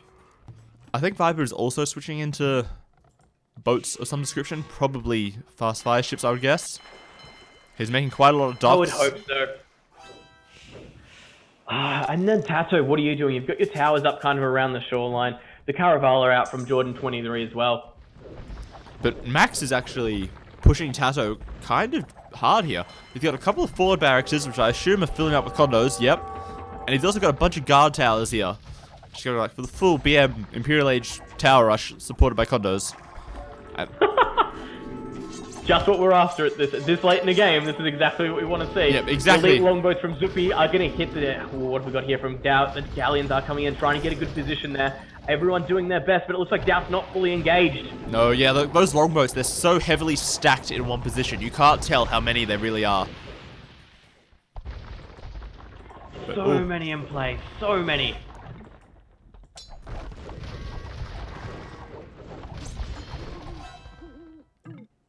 What else have we got? Tato's still holding out with that little base in the middle there. Yeah, just doing mass all pikes. he can with it. Otherwise... What else have we got? The Max trying to push in. He's using the Condotieros. Look at Tato's base. The villages are all garrisons. They're all away from everything. Jordan 23 slowly cleaning this up. He's massing But a lot of taking condos. He's preparing a big push to push this back. But oh man, these towers, they're all over the place. There's condos. The caravels, though, are actually really deadly here. Helping support Tato from the side just to keep his island intact at the moment. Oh man, I'm just not sure what can be done from here. Doubt doing a great job with these galleons, still holding in against Zupi. But that's the thing, it's just a hold for Secret. They're slowly moving around the back, but I don't know what can kind of be done here. What can be done to push this one out? Viper throwing down a couple of extra castles around the sides, not looking like he's going to lose any of these kind of little alleyways between. But man, I'm not sure exactly how this one can play out at this stage. It looks like everyone's pushing, but no one's kind of making really too much ground. I guess you've got Doubt in the back now, but his galleys might be about to get cleaned up. It could be. Like, the problem is, like, Viper's not really doing anything. Like, he's teching into War Galley now, and he's getting the harbor tech. So it's going to help secure this side, but, like, he's so far behind everybody else. Like, for all the aggression that he did, he didn't really... Or he has actually slowed down Vilese a lot. Okay, I'll be honest there. He's done a lot against Vilese. But he's sort of holding his team back at this point. Like, Tato, it's understandable why he's behind, okay? He's getting keep rushed and trebs and condotieros and stuff. But Viper really needs to get in this game really quickly to keep this game working. And that's what I'm looking at. He's getting all his researchers. He's finally there. Doubt gets cleaned up in the east side of the map now. He's got still a bit of military kind of messing around, but that was his main kind of garrison force there. Oh boy. Being able to pull this one back together. He's got some in the middle, but all of his units are split up at this stage, and that's what I'm worried about. Rubenstock has got like a Where large mass of elite caravels in the middle of the map though. He's getting ready to push out. And Rubenstock is also building a castle there to secure that headland. And oh man, this is just going to melt through Doubt's galleons, I think. I don't see a way that he can win those galleons versus caravels. It's really coming down to it now, and this is just turning into issue after issue. And look at that. everything from Zuppy as well starting to push down that east side. Doubt's fighting on so many fronts now. He's not going to have the answer. And the thing is, he's fighting against so many different players as well. Yeah. Just look at it go. He's falling back there. He's falling back on the right-hand side as well. Max and Zuppy together are pushing back Jordan's boats on the left-hand side. It's just, they're everywhere. That's it. What can be done? And look at this. The Max pushing forward with more and more towers. He's got some... Oh, man, he's got trebuchets behind this as well. He's just taking over the island slowly but surely. Jordan is there with a whole heap of hand cannons. He's got a whole heap of Conterro as well. But will he be able to hold it? Doubt again engaged on that eastern side, try and do what he can. But in comes Velisi now with fast fire ships as well. We've got the double team. Yep. And in the middle, we've got Viper and Doubt against Rubenstock's Caravels, and they're both losing. And in the left, Zuppy's longboats are killing trade from these markets in the corner. The longboats are just running around, sniping off whatever comes near them. And this is where the issue runs into. As soon as you lose water, you basically lose the ability to trade effectively as well. Sure, you can put trade in the middle of the island, but what's it really going to help you out with? But like you said, the elite Caravel there in the center, they're just pushing away Doubt, they're pushing away Viper. Secret is just in so much trouble. Suomi just proving it time after time why they're such a good team. Yeah. The only real problem that Suomi are going to have at this point is taking out the harbors. Okay. Viper's harbors are going to slow them down, but at some point they're going to push past that, and regardless, the left-hand side, there's no harbors over there. There's just Max pushing with towers and Condotieros, and also Zuppy's longboats still floating around doing some raiding. That's it, and look at it, even then, Jordan 23 is slowly getting mopped up here as well. He's down to 31 military count, that's including his ships, which he's got a couple of, but man, the Max has been doing such a good job here. 39 military from him, slowly pushing against everything here. He's got 3 trebuchets there, slowly pushing Tasso out. And I would say Tasso is just about out of the game at this stage. I can't see where his military buildings are or anything. No, he just doesn't have much. And they're even rebuilding their markets further back. And Jordan's making hand cannons against Condotieros, which is not ideal. Because Condotieros, that's the worst. They've got their hidden possible. They've got the hidden armor bonus against gunpowder. It's like it still does a fair bit of damage, but it's not the best thing possible. He'd be better off making his own Condotieros or champions or organ guns, anything like that. But hand cannons are just not good in this position. Looking at this fight starting up over on the east side again. We've got, man, Zuppy is there against Viper. He's against Doubt as well. We've got Velisi in there with the fast fire ships as well. Doubt slowly getting pushed back. And Doubt was so far down that corridor to only be pushed back now. Yep. And man, look at this. All Tato's villages are getting killed off. There's elite longboats from Zuppy on the other side of the map doing such a good job. And I would say at this stage, the Max has claimed this side of the island. It's not good at all. And look at Rubenstock in the middle still. He's still got a huge mass of caravels. He's starting to push down towards the east. He's going to meet up with Zuppy and Velese, and then between the three of them, I think they're going to have an unstoppable navy at this point. Oh, this is just getting more and more stressful now. More of the water map control as this kind of western side of the island falls. There's nothing that can really be done. Look at this. Tato's going onto water at this stage. He's trying to get the fast fire ships out. He is against quite a few numbers of elite longboats, so we'll see how that one plays out. It goes, but Doubt push back to the harbors now. Yep. Okay, so they're going to need to start to make some cannon soon. But even then, like, if they're stuck in this corner, then Secret can't push against Suomi's trade, which is, you know, fine for Suomi. I've got safe trade, you don't. I'm winning this game. Why would I stress anymore? Well, that's it. End of the day here. If they've got the gold to replen everything without utilizing the market, they are just so far in front. Yep. And that's exactly what's happening here. Look at those markets in the back. They're just doing trade after trade. Whereas, look at it. Secret are pushed down to about... They're losing a lot of gold over that. A lot of gold. And then another thing to consider, they're securing more wood lines on Secret's side of the map. Because at some point, if the game goes long enough, wood becomes really valuable, right? So if you've got all these extra trees that were in Tato's base, you know, all of a sudden you've got, you know, 20,000 extra wood. That's a huge advantage for your team.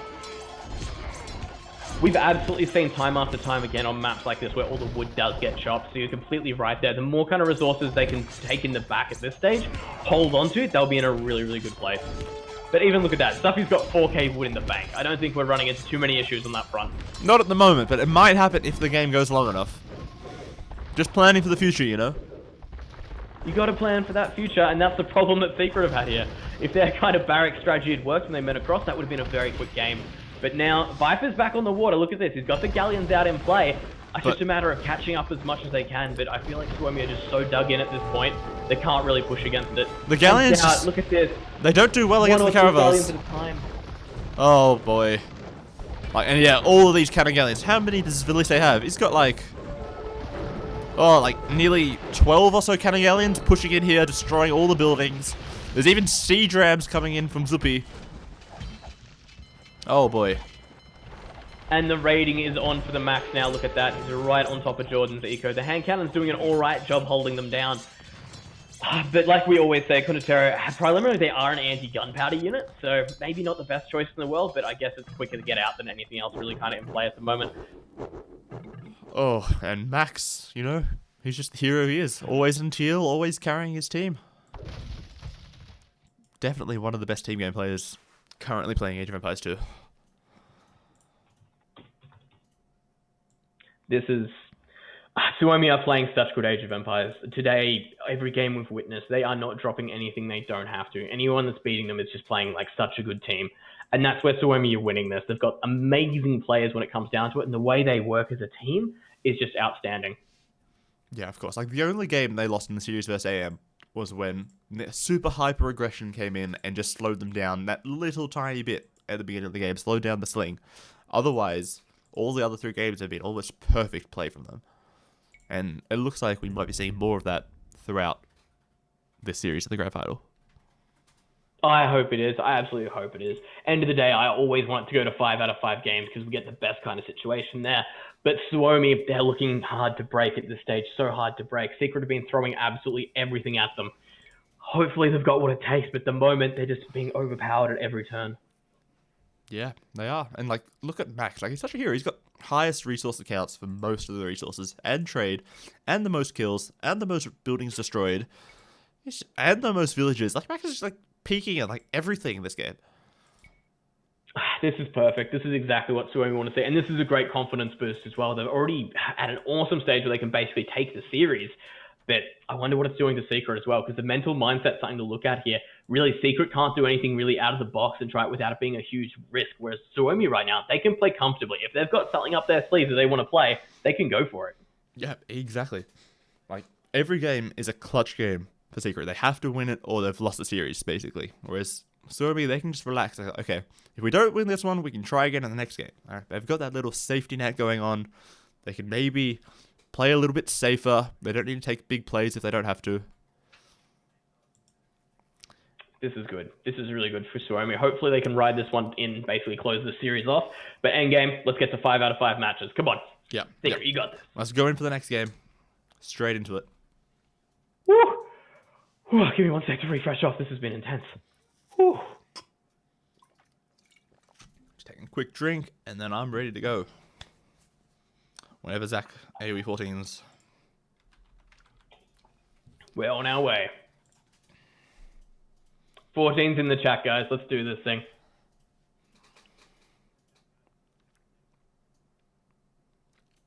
See if it goes down for Winland. Winland, Winland, Winland. Oh, you can't be that biased, man. You can't be that biased. I would enjoy incredibly if Secret did not win another series. Like another tournament. Oh. Like, not in the future completely, but not winning That's this offensive. one. I would like to see somebody else win some of the tournaments. Look, that's an absolute fair, but at the same time, I want to see Secret make them earn it, and that's what they've been doing today. Secret has not been giving up at any turn, but at the same time, Suomi just showing exactly why they're such a good team here. Their team play is just amazing. Oh, yeah, well, they're both two of the very, very best, but I'm really rooting for Winland in this one. There we go. And let's have some good games out of this one. We should be jumping in 1 sec.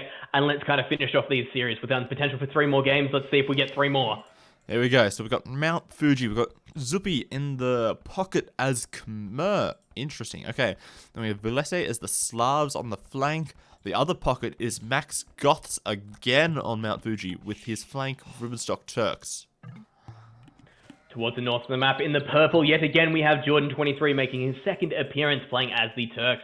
Towards the right, we have Doubt in the red playing as the Slavs. Just below in the other pocket position, we do have Viper playing as the Celts in yellow. And then down towards the south on the flank, we do have Tato playing in purple as the Kemmer. Orange. Orange. Not purple. Yeah, I was going to say, what? okay. Sorry, I got too excited about Jordan again. Yeah, it's fine. Okay, so I'm thinking Suomi are clearly going to go for some sort of variation on the same strategy they did against AM. Okay, sling max as goths, make lots of infantry, kill people.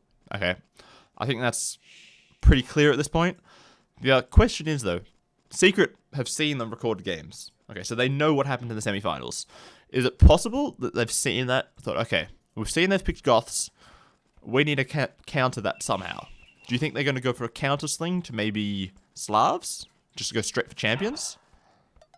That's what I was wondering there as well, because obviously it was an extremely effective strategy, and the question is, what countermeasures does Secret have for it, and do they know if it's going to be done? And like you said, there's the option there for it, because it was in the semis. So what have we got? We've got Jordan as Turks, which is, look, probably going to be a sling sieve. I think we all understand that at this point. Yep. Slavs from Doubt, I guess you've got the option there, exact same kind of play we saw from MBL, where you go into champions, try and take them head on. Viper, what have we got there from him? Celt, obviously, again, could be all right in terms of that situation, but I'm not sure here. I'm not sure how they're going to deal with it. What's your thoughts?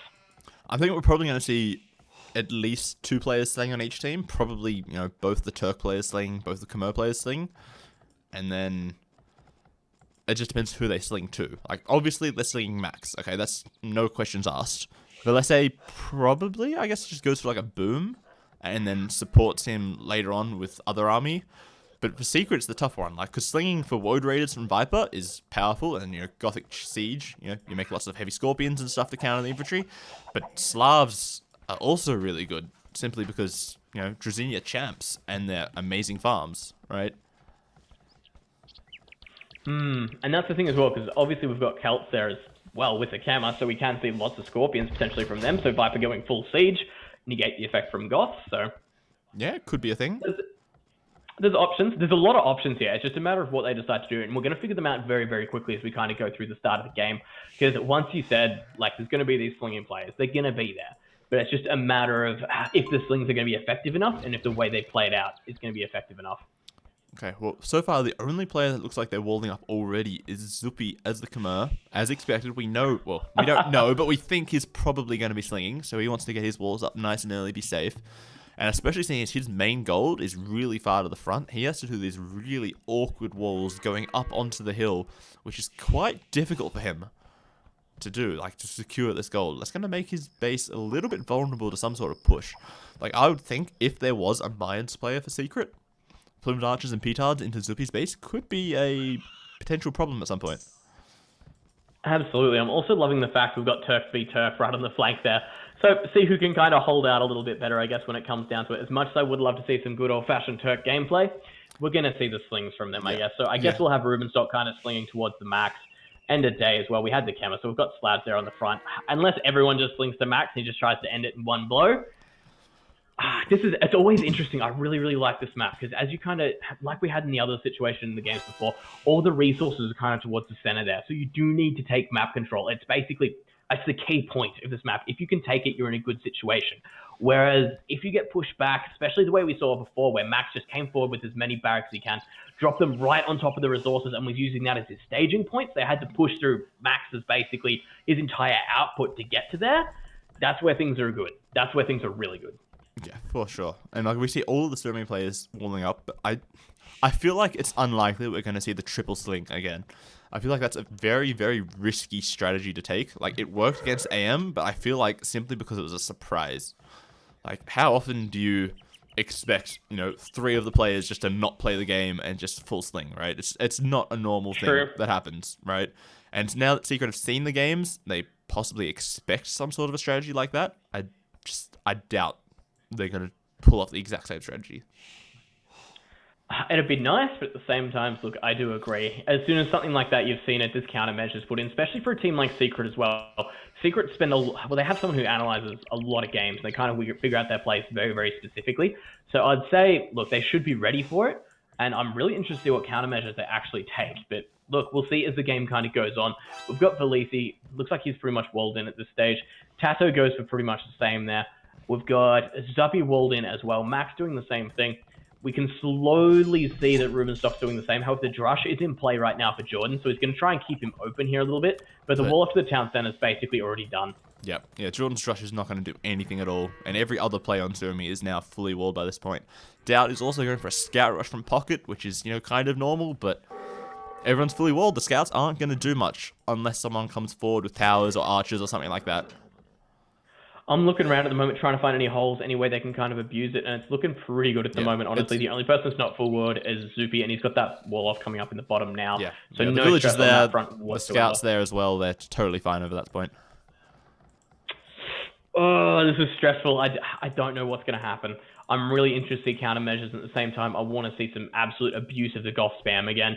Goth's really kind of cementing themselves as a good civilization on this map, actually. I'm really enjoying it. Well, I feel like they're only a good civ simply because of the civ restrictions, right? Because they can't reuse any civs throughout the best of 5 series. They need to use 20 civs, potentially, over all 5 games. So, you know, it's a little bit questionable. Normally, I think, you know, sling mines, or, like, as AM tried to do, would be the main meta, if you could use civs as many times as you liked. Absolutely, and that's why I'm kind of liking the format here. It means we're not seeing repeats of the same old things. You know, we're seeing Goth spams. How good's that? Yeah, right? Like, it's completely different. You never see that sort of thing. And just one other funny thing, I think, is that both Tato and Blesse are sharing the same wood as part of their walls, which is, I think, kind of hilarious that they're both walled to this one wood line and then just sort of stopped there. Yeah, I find it super cute, so that's nice. We'll see how it develops later on if someone decides to want to go through it or not. What else have we got here? So just about everyone up into feudal age. Jordan just a little bit behind at this stage in the game. Everyone else looking pretty close. Village accounts, everyone bang on again, as you can kind of expect to see. Jordan a little bit ahead, just of course, he isn't in feudal age yet, basically. But we've got Viper on his way up to Castle, and he'll be the first player into Castle here as well. Yep. And actually, Villesse is feudal slinging max. Zupi is also going to sling as soon as he finishes building his market. I'm not sure who he's going to send it to, though. I assume Max. No, he's So we'll slinging... get the double. No, he's slinging Rubenstock. What? What? Is Rubenstock going for some kind of Turk masterpiece all over Jordan? Like, okay, well, he's not mining stone. Okay, so castle drop Janissaries is not happening. Okay. What's he doing? Oh, but... He's going up to Castle as well. We've got the Max on his way to Castle. We've got Viper on his way to Castle. Fast... So Viper being obviously the key player at the moment for Secret. Fast imp gunpowder, I guess, to support the hand cannons. No, sorry, support the infantry from Max. That could be really cool. I would love to see Turks at this stage. Like, Turks have just been getting a bad rap in this tournament overall. They're just a sling civ. If we see this kind of go for something a little bit more interesting, I'd be really keen, because he's got basically what? Fast Imperial, free chemistry, then archer range into hand cannons. Yeah, basically. Or I guess the other answer is cavalry archers. Oh, they're so much more expensive to make, though, right? Because you need to make all these upgrades for it, and... Look, I'm not doubting that, but that's all I can really see, personally, in terms of options. Yeah, well, yeah, those are clearly the only 2 options, but I think gunpowder is probably the most likely one. But interestingly, like, even Jordan's going up to Castle Age. She's not even feudal slinging. So it seems like Tato is the only feudal sling at this point, and then Doubt is... Interesting. Not slinging either? Oh, he does have a market, so Doubt might sling. All right, we'll see how this plays out. We've got Viper going up to 3 town centers, so he's going for a little bit of an economy back behind this. Tato, as we know, just kind of cruising at this point in time. Same goes for Valise. The Max, looking at his base now, what's he doing? He's got his castle coming up defensively at home, so we'll be able to hold on to that one. Is moving forward with some villages as well, so it looks like it's going to be up to Jordan to really hold this one off. As for Jordan, slowly going up towards Castle Age, Doubt, again, just kind of hanging out at his base. Oh boy, and yep, Rubenstock's doing the fast imp with sling. He's almost got the resources. He's building the monastery. What? Yep. I don't think anyone expected Turk fast imp and then no push. I think, yeah, Turks was clearly like the expected sling civ. And even Doubt's going up to Castle Age. So we've only got a single sling coming in from Secret, only from Tato, whereas we've got 2 different slingers to 2 different players for Suomi. Okay, this is interesting. Like, we've got different strategies with different civs trying to, I guess, counter each other. I love it. I absolutely love it. Rubenstock's already on his way to Imp. Doubt's just clicking up to Castle Age now. Max already getting Anarchy, so he's got the option to kind of push more with his barracks. And I guess if the timing works out, you'll have the Max pushing in with his infantry around about the same time. We start to get Rubenstock pushing in with his hand cannons. Well, I feel like, actually, to be honest, Rubenstock can basically just skip hand cannons and just make straight bombard cannons to begin with. And then behind that as right? well. Because you just use... Rubenstock just breaks a hole into Jordan, and then Max just runs in and just murders him completely. then that's it. Secret are already a player down. That's how this can potentially go. And look at this Jordan I as well. feel that's what's happening, right? Because they're not forwarding anywhere else on the map. They're both on this side of the map. Rubenstock's going forwards with archery ranges, so yeah, they can't be switching over to the other side of the map. That's just too far to move. Man, I've got full lemon face right now. I'm not feeling this one for Jordan. He's got 2 town centers coming up behind this, so he's going eco. I don't think anyone has any idea what's about to happen. This is going to be like seeing a hurricane come over him. No. And Viper's just happily booming away at the moment. He's dropping a castle, so I guess he's going to try to go Imperial Age at some point, because Tato is slinging Viper. But, it's so much slower. Like, Max is going to be Imp, and Rubenstock is also going to be Imp. Or, actually, Max isn't even going Imp, but never mind that. Just Castle Age Husks, it seems. Well, that's the thing. If he kind of if he relies on the Turks for the absolute power of it, so just kind of uses them for their bombard cannons, bombard towers, etc., uses them to punish the building, then just goes in raiding with the Huskarls. Like, the town centers aren't really going to do too much against them. Doubt's kind of left open as well, because once they basically beat into Jordan, they've got this open section in the base, and look how much that'd beat a wall. So if they get some units in there as well, it's going to be stressful. But look at this. Jordan's seen it. Yep. These outposts. He knows what's coming. As soon as he saw Rubenstock hit Imp, he started laying walls. He's building a university, and I think he should just run away with as many builds as he can, because he can't stop this many Huskarls that are about to come in here. That's it. This is really good. Look, he's trying to... I guess he's trying to delay as much as possible. Look at the amount of stone walls coming up behind this. But end of day, Rubenstock, we should be seeing bombard cannons and things from him pretty much immediately. They are coming. There we go. They're coming forwards. There we go. Hand cannons, bombard cannons. We've got the Huskarls at the front here as well. Tracking going down for Max. Viper on his way to Imperial, so he's going to be a little bit behind here. But could help clean up what's over there. But again, Kels against Gunpowder.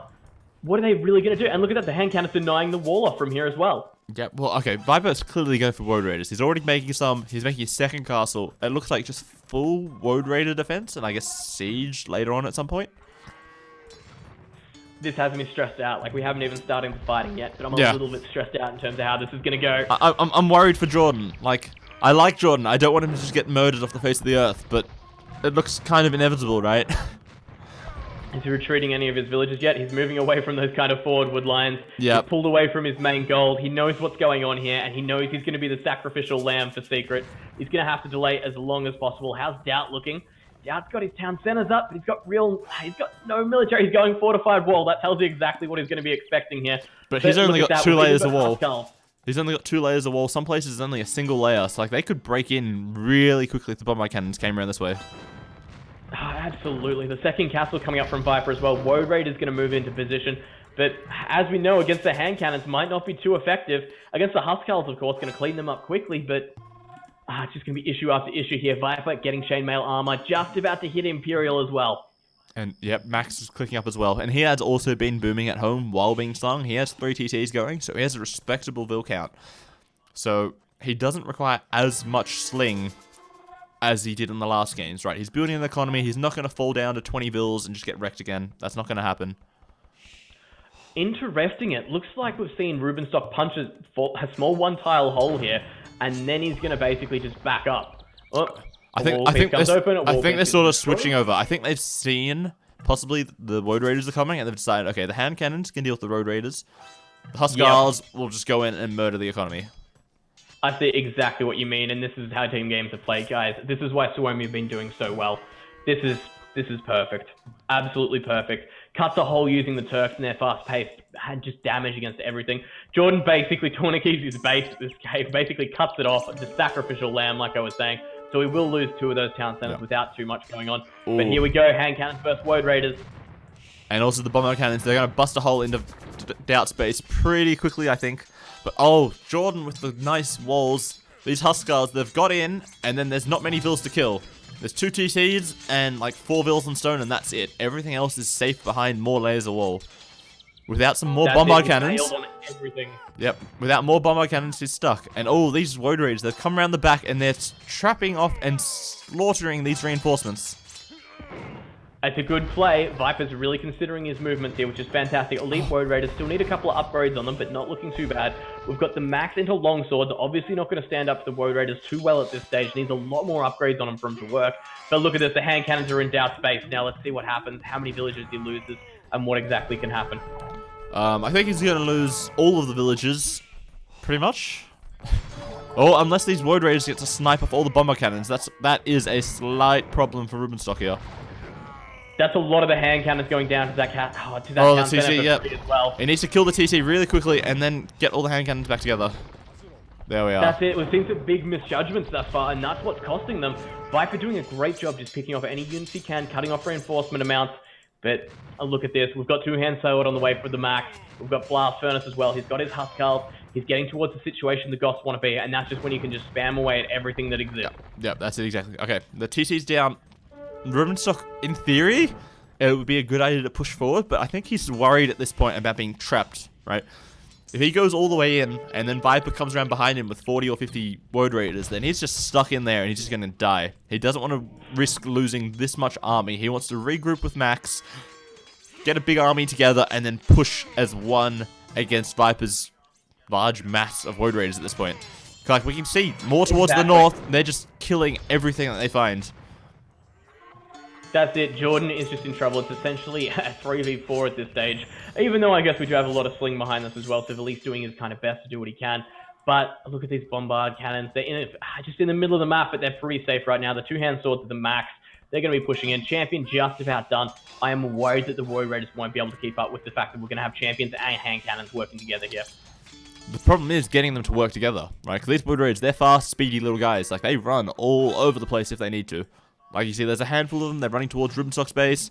There's some in the middle regrouping up. He's also taking into some sort of siege weapon. What is it? Mangonels and Scorpions from mass siege workshops on the front. This could be a problem. This is basically going to come down, I think, purely to Rubenstock's bombard cannon micro. But he needs to snipe the siege weapons before they get mass shots off on the hand cannons and champions. And then easy days. If he lets them get off the big shots, then they're going to have some problems. That's it. On top of that, we do have Woad Raiders in the back of Rubenstock's base now. Gonna have a little bit of trouble with them. Doing his best to wall it off, but again, he's got such a small area here. Those Woad Raiders can just run around, and obviously, like you were saying earlier, their speed, their high hit points, they can afford to take a little bit of a loss here.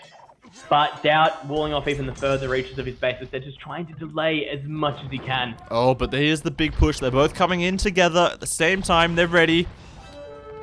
What does Viper have? Oh, he's got a lot of siege here. That's a lot of Scorpions, a lot of Mangonels. There's soon to be Onagers coming in. This is good from Viper. It's the counters he needs. If he can get the shots that matter, this will be good. Like you said, it'll come down to Rubenstock's bombard cannon micro. If he can get through this wall here and start pushing forward, Doubt's economy is going to be in a very, very bad situation. But still, some good hits from Viper.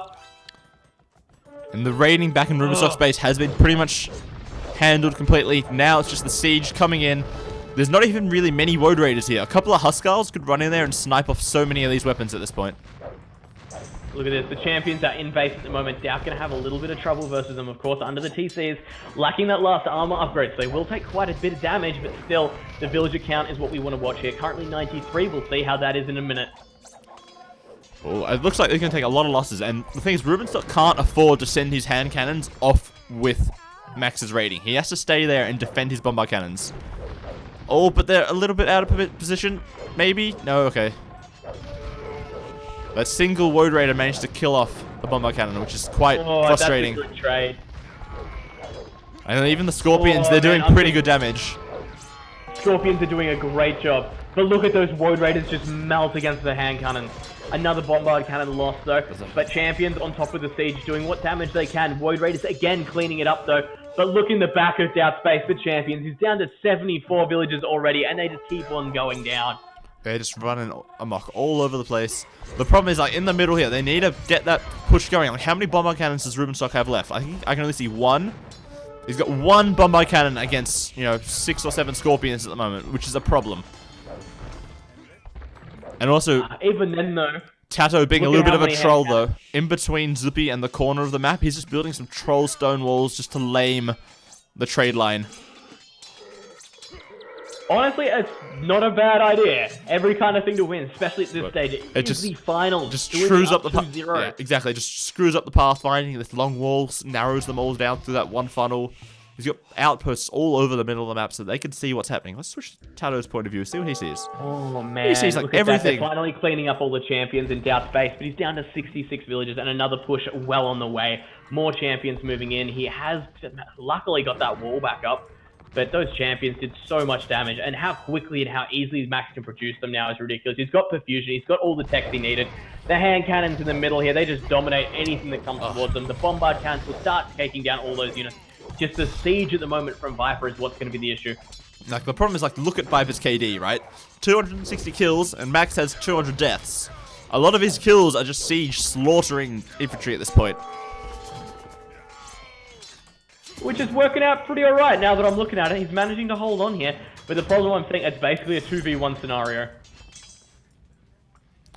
Well, yeah, but Viper's army is so much better than theirs. Like, individually, he would kill either of these armies by himself. The problem is just the bombard cannons. It's purely the bombard cannons. Without them, everything will just die to siege and void raiders. Right. And good. He's There got. goes the bombard cannon. He also has Fura Celtica, right? So his siege is really tanky and needs multiple bombard cannon hits to actually destroy any siege, which is a problem. Those bombard cannons, though, they're just getting absolutely melted. The micros are not working out in their favor now. No. And look at this, Douse just walling up behind. There's not too much they can do to push in against him. Jordan slowly booming up there in the back. Jordan's up to 95 villages now.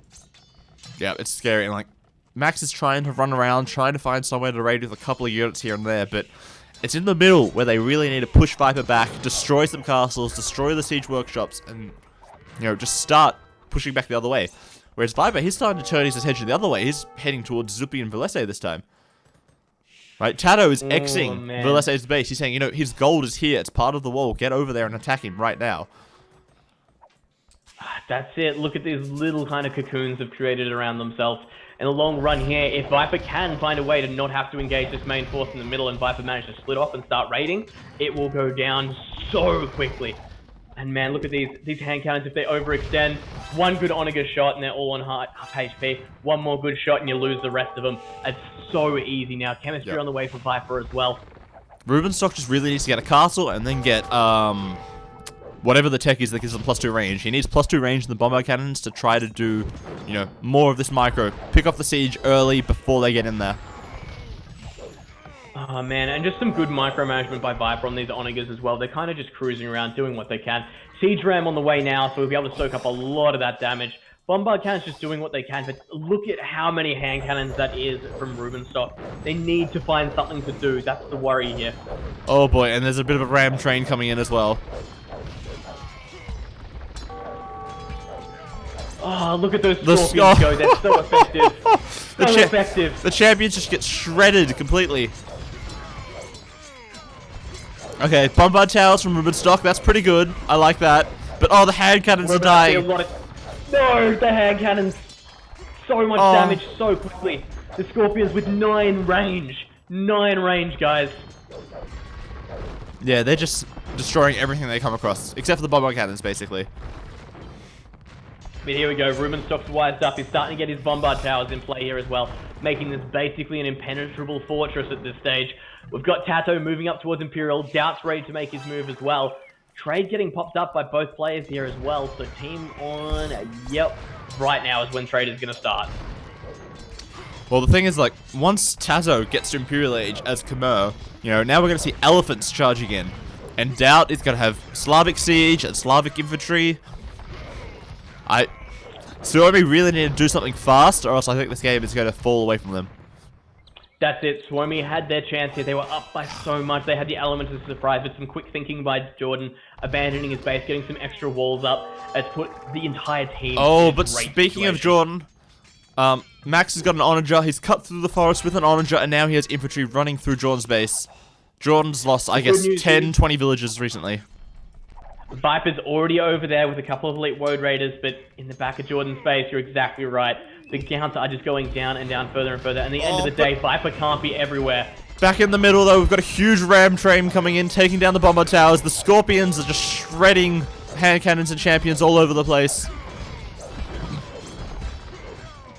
Oh boy.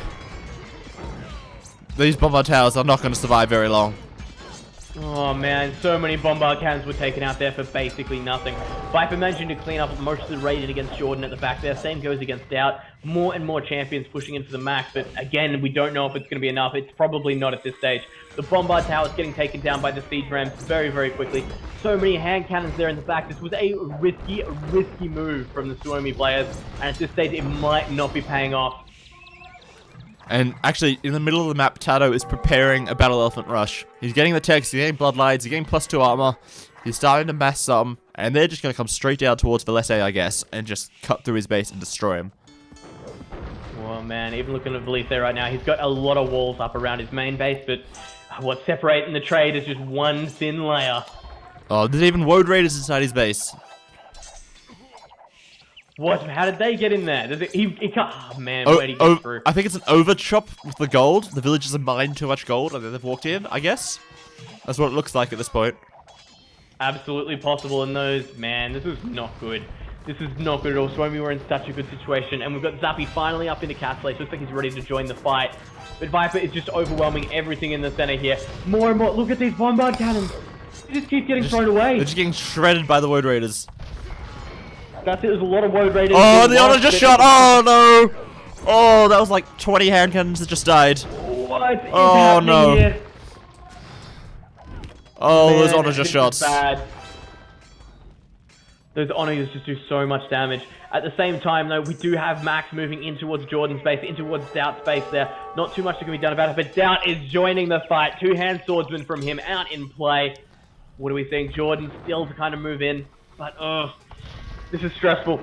It's really tough here. Oh, where is Tato's elephants gone? Okay, he hasn't done anything with the elephants yet. He's still just massing them in the middle, getting ready. He's got elite battle elephants now. He's got full upgrades, I think, in terms of defense. He's just waiting for the attack upgrades. And I guess he needs some rams or some scorpions to support them just to break in and help shred any halberdiers in his way. That's it. Together they are going to be such a force to deal with. The Woad Raiders, the battle elephants, the siege weapons behind this. Look at this, a couple of rams moving forward. What can you do about that? The onagers behind that as well. The hand cannons can't engage safely. Even the bombard cannons, like we've been seeing, what can you do? And finally, we see them meet up in the middle here. This is it. Can they hold the push? It's so scary. Like, these hand cannons see the elephants and like, oh no, I can't fight those. Let's run away a bit. And the onagers, they're advancing. They're trying to get some shots off. But Jordan has to... Whoa, they run away just in time. Rubenstock has to be so careful that he doesn't take an onager shot to the face. Oh, 2 bombard cannons. Oh, that hurts so much. Man, this is getting more and more brutal. Looking in towards Jordan's base, however, there is champions all through it, trying to do what they can, but still up on a huge 96 villager count. It's not even having too much of an effect. The trade for both teams is up and about. It looks like Secret might be a little bit up in terms of the trade now, and the entire middle of the base, middle base, we've got Suomi. It goes down. Yeah, it's not looking too good. Oh, Tato is preparing a push against Velese. He's got some rams, scorpions, and he's even making guard towers down there. Soon to be keeps. He's getting ready to push in. And Doubt is, I think, probably going to be able to clear up Jordan's space very, very soon, while Viper and Tasso continue to push through the middle. Oh man, Secret just have so many more active players right now. I'm not sure what else can be done behind this. Because, look, Rubenstock just can't hold the center at the moment. He's got the hand cannons. It's a huge amount of hand cannons. But like we know, there's elite battle elephants come in, one onager shot, and it's over. Yeah, that's it exactly. Man, it's just... I guess the thing is, there's no cavalry in play here whatsoever. Well, I guess elephants are technically cavalry, right? Well, no cavalry for Suomi. Sorry, I'll rephrase. Okay, yeah, true. They can't keep up with the Road Raiders. They can't keep up with the siege. Like, they can't get on top of what they need to. Everything just gets decimated before it even gets close. And Doubt is now getting Drazinia, so his champs is just going to shred through anything that Max tries to send in that way. Oh, look, this isn't one for Secret yet. They're just definitely in a better spot. They're in a really, really good position at this point. They're just slowly flooding their way through the middle of the map, securing all this stone at the top of the hill, securing the golds and stuff around the edges. They're starting to push towards Velese as well. There's siege rams here. They're almost broken in completely. There's a couple of monks for Velese, but it's not enough to defend, I think. Absolutely. If they push in, even then, if they push in through Valise, if they break through that next layer of wall, they're in the trade as well. If they can kind of cut the head off the snake here, it'll be a great situation for them. I didn't even see that. We've got the Max going for Halberdier after Halberdier here. He will be able to deal with the elephant. Sadly, he doesn't have Viper backing him up. Oh, Onager's on the hand cannons again. The map. There is just a flood of yellow. Oh, Rubenstock is losing his hand cannons again on the, I guess, middle of the map towards the left. Oh, no. That's a brutal hit. A brutal hit. Those Onagers pay for themselves every single time. It's just...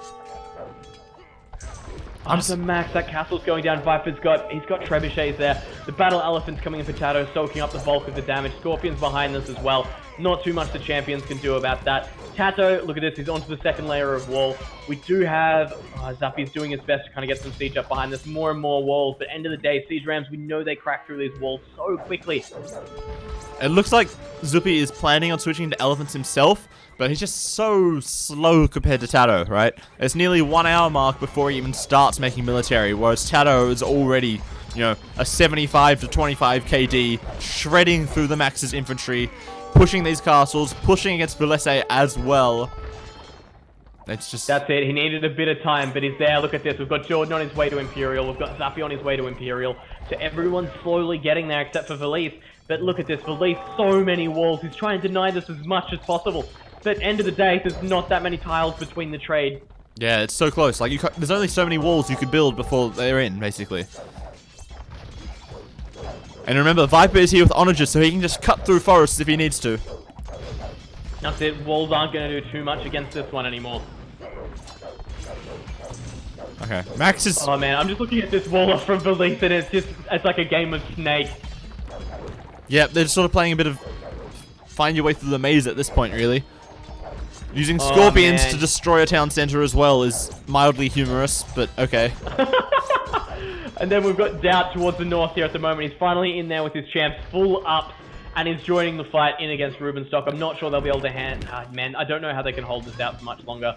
What else can we see? Jordan, What can you do from here? Obviously, you've got the gunpowder option. He's going cavalry. Oh, yes. You called it. You called it. At the start of the game, you're like, okay, they're either going to do gunpowder or cav archers. Well, we got both. You're right. One of their two potential options I got right. Yes, exactly. Right, you called it. Just agree with me here. You did the right thing. Sure thing. Oh boy, oh, Doubt. Man, look at how close they are to this trade. Look at how close they are. The battle elephants are in the way. Zappy is doing his best, but he doesn't have nearly as many of the ups on those battle elephants, and Jordan will cut through them. He's even... Tato will cut through them. He's even got the scorpions there as well. We've got Viper's cutting through what remains of these tree lines as well. It is so close. Oh, but boy. Look at it. And on the left, Doubt is just charging straight towards the trade line with a huge block of champions to be denied by a single palisade wall. Yeah, drop a palisade there. Max, that'll help. Oh, that's pretty funny. Oh god, that one palisade wall just trolled Doubt completely there. Oh man, and I love the fact they had to back up. The hand cannons doing what they can. They've got the hill bonus here, so they'll be able to do a little bit. But look, I don't think Doubt's worried. The cost of those hand cannons, he'll just throw them back.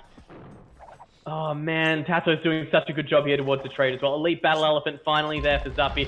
But again, lacking so many upgrades in comparison. It makes such a difference. Look at this village fight and the Scorpions with his villagers doing his best there. It's not working. It's not working. It's not working. Oh boy. And like Rubenstock, look at his economy. He's down to like 40 odd villages. He's just getting absolutely decimated at this point. And soon Jordan's going to come in with his heavy cav archers, go raiding, start making bombard towers as well, I presume. And I don't see how Suomi can keep this going. Like, their trade is not safe at all down the bottom. Rubenstock's trying to make... Scorpions in the trade. Yeah, he's trying to make bombard towers to defend, but there's so many elephants, so many rams, so many scorpions charging in here. Oh man, this is just how do you begin to deal with it? The Scorpions are in position now. They're going to take out that trade so effectively and even start to deal with the battle elephants as well. This is not a good spot. Not a good spot at all. What else have we got across this middle section here? Look, they're holding. It's not great, but they're managing to hold that top corner. But the top corner's not important, right? They're just stalling. They're throwing away Rubenstock's economy in exchange for space, basically. That's it, and this is what we expected to see here. There we go. Wow. That was... Yeah, I have no words. That was insane. That's beautiful. We're seeing nothing but quality games, guys. Quality games. Secret, maybe this is the comeback we're looking for. Maybe we'll get all 5 games after all. This is what we want. Maybe there'll be a reverse sweep. It might happen. It's totally possible. Either way, I'm excited. We're finally seeing Secret in the form we were expecting. Yeah, it took them a little while to get there, but they're there now. And Suomi still tried their heart out that game. Right? It's not like they just fell over and died. Max and Rubenstock did everything they could. Max has, oh my god, like 1,050 lost units. It is insane. Wow. They had such a good push as well. It was just expertly dealt with. Like, I know Jordan lost most of his base to deal with it, but that could have gone so much more sour. I think he did a really good job holding that one. Oh no, like he hardly lost any villages. Like, yes, he lost the 2 front That's it, TCs, right? but he lost like 5 or 6 villas, and then he ran everything out back, built tons of stone walls, and without Rubenstock's siege there to push through, you know, Max's Huskars were just sort of stuck in there killing relatively useless buildings. This is beautiful. Absolutely beautiful. It's just crazy. Like, even with those super fast imp times from Rubenstock, they just weren't able to get in there and do the damage. Viper, back at his best. Like, the first 2 games was a little bit of weak plays from Viper. I don't think he played as well as he could have, but that was excellent. I am just nothing but impressed. All these games we've seen today have been phenomenal. I'm so happy with the way games have played. Everyone's bringing it to the top lane, kind of what they can do. And man, let's hope for a 5-game series. Yep, I guess we're going to get straight into game number 4, which is Mongolia. I'll be back in 2 secs. Okay, no worries.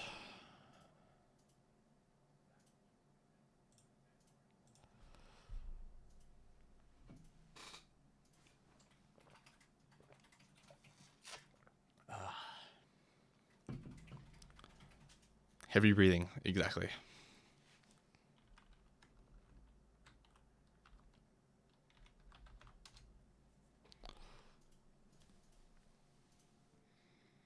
Okay, getting into the game. Mongolia, game number 4. It is still match point for Suomi. They are up 2-1 here. Gonna have to see what happens in this game. I think it was definitely intelligent civ picking for that game, though. For Viper picking Celts, it was a pretty good civ to help counter the Goth spam that came out. And luckily, it's also good versus Turks.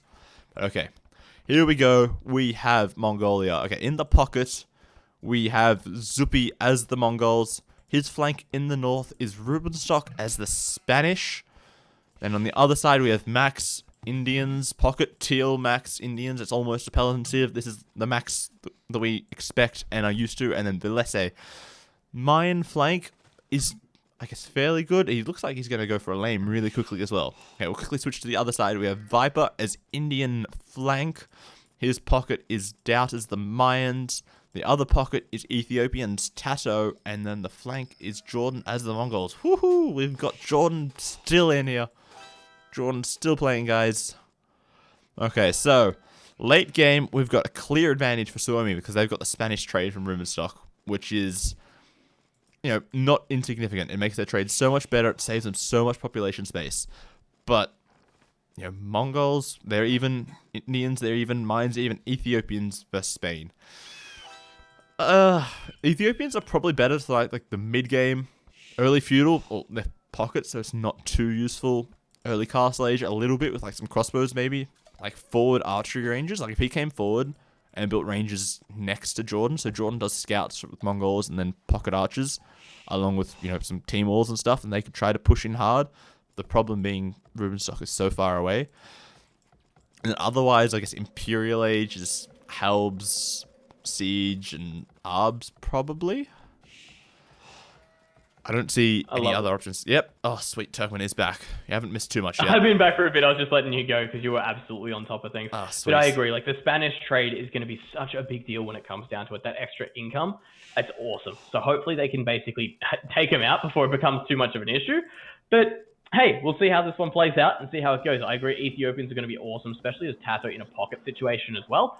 I guess we're just going to have to see. This has been phenomenal. Hopefully Suomi haven't got too overconfident from their kind of last 2 wins. And the last one's kind of put them into a good situation. Yeah, hopefully. Viper was not lamed. He has one ball under his TC, and there's still one more. Where was it? Just back this way. So, let's say, sort of, kind of went forwards for a lame. And then he didn't find anything. He saw the TC, and then he's like, okay, nope, I'm going back home. I'm going to push my deer, maybe. He's going to, I guess, find his deer, find his other resources. Ooh, there's a boar up there. That's really far away. That is nasty for Velese. Right at the top. Luckily, he does have loom, because Mayans. But... Oh! Viper lamed a sheep! You lamer boy. What? Viper. Hey, this is tournament play. Still. This is tournament play. Everything is fair. Yes, but that's not like him. I agree. Very weird to say, but at the same time, look, if Secret were 2-0, they probably wouldn't have lamed it, but at the same time, go for it when you can. Yep, and Tato has also got a death, so I guess he's lost a villager somewhere. I guess the body is probably buried underneath the boar carcass at this point. I'll have a scout around and see if I can find it for you. But I couldn't see anything else. It's probably under the boar, I guess. So, civ-wise, okay, Indian pocket, that's pretty good. Mine flank, that's pretty good too. Archers with camels, goes pretty well. Indian flank is not as good. And mine pocket, it's okay, but not as good, right? So I feel like on this flank at least, Suomi has this clear civ advantage, especially in the early game here. Yeah, and we'll see how they kind of utilize that as we go on, I guess. So hopefully it happens, but at the same time, I'm hoping for a 5-game series here. I want to see everyone work for it. So, and then the same. You weren't right though. We've got the same problem. Villager was indeed under that. It was. It was. Oh yes, I see it now. Excellent. And like Secret also have the same problem on the other side. Like the Ethiopian pocket, which would be an excellent flank civ, and then Mongols as flank, which would be excellent pocket. And they got a bit of a team wall coming up between Jordan and Tato, which is interesting. This is nice. It's cute. Yeah, it kind of works. I was really hoping for forward ranges, but the problem is they're so far away from Rubenstock. Otherwise, the civs for the other side for Suomi, Spanish flank isn't ideal. Mongol pocket is okay. They probably could have done with them switched around, but like it's not the end of the world here. Well, that's it. End of day, they are all extremely strong players, and they will find out a way to make this work. Everyone heading up in a feudal age now. Looks like Jordan will be the first one there, which, look, Mongols, that's always to be expected. He's got his barracks coming up in the back there as well, utilizing it as part of his wall. Will potentially go scouts, try and find a way to push in against someone, but looking at this now, what do we got? Rubenstock is just about full wall. He's just got kind of that right side opening, where it looks like Zupi is basically leaving him to it at this stage. He's going to potentially try and wall it up and have that team wall there, but that's still quite a bit of ground to cover. They're trying really hard for the team wall. Like, Max is walling across the cliffs in the middle, same as Zupi.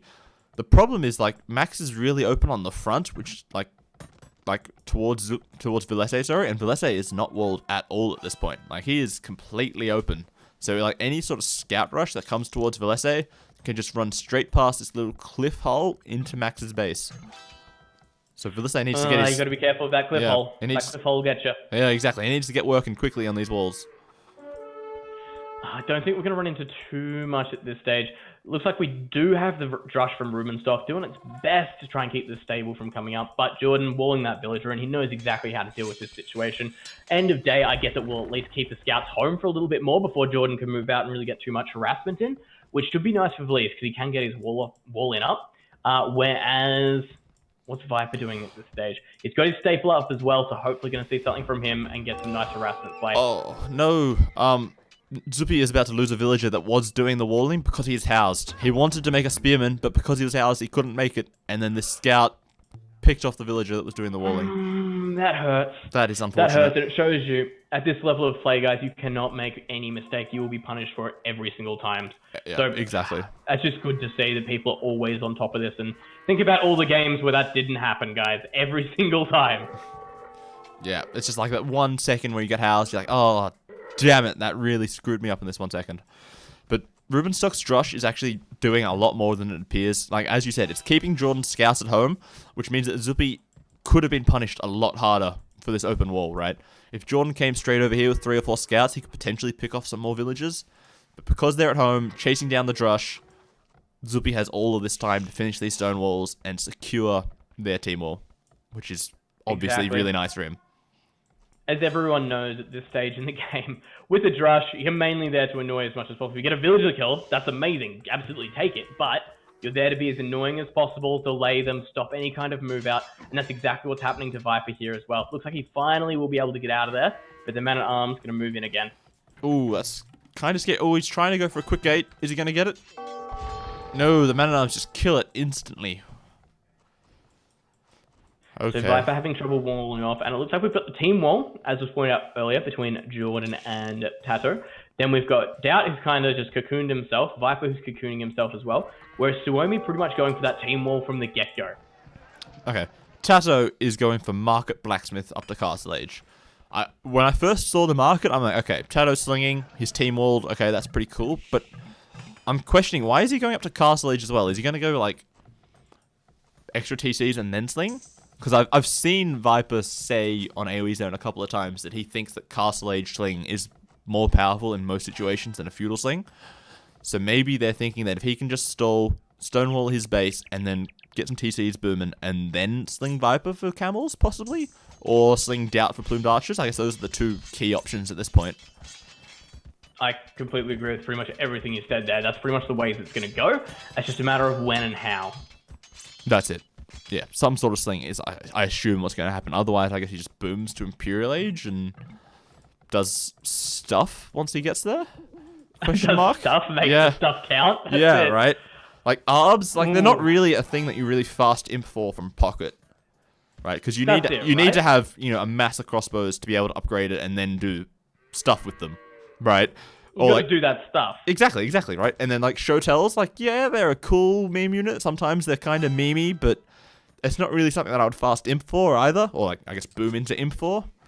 So, I'm just questioning, like, what is this going to be? Like, I assume it has to be sling at this point. Oh, boy, and Doubt is having issues. Yeah, having a couple of issues. Players right at his base now, and if they get in fact, it's basically the entire enemy team standing there waiting to go in. One tower will basically push them away, though, but look at this. There is just palisades everywhere for Doubt, and so many options to push in. And essentially the entire team is over here looking for an option to push in against him. Yeah, that's it. They're just running around trying to find a gap in this wall. And Doubt is frantically dropping down stone walls all over the place. The problem is, like, the only thing slowing them down is Valese's archers are slow. Right, these scouts, they're here, they're trying to bash a hole in already, but by the time the archers get there, I think the mine walls will probably make it up there.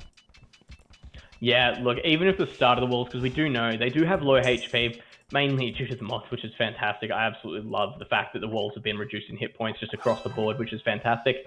But look at this. They're up so quickly, it doesn't even really matter here. You can't push through them with archers or scouts. You need at least some kind of siege equipment. You need a couple of petards there is actually a hole in Doubt Stonewall, though. If the scouts came back, like, on the very left edge of the north wall, there's a 2-tile gap there. They could have busted a hole through there and gotten in. But no, I guess they've not seen it or decided against it. Man, this is such a slow pickup game. Everyone's just doing everything they can. Everyone doesn't want to lose at this stage. Suomi still have the advantage. Look, like I always say, they can go for something a little bit different if they want to, but they want to end this one here. It's a stressful situation to be in. They don't want to play too ridiculous. They kind of want to just call it here so they don't have to stress about it. So poking, prodding like they're doing, trying to find any kind of way, any kind of weakness they can push against is basically what they're after. Looks like Viper's next on the chopping block. We do have Valisi over there.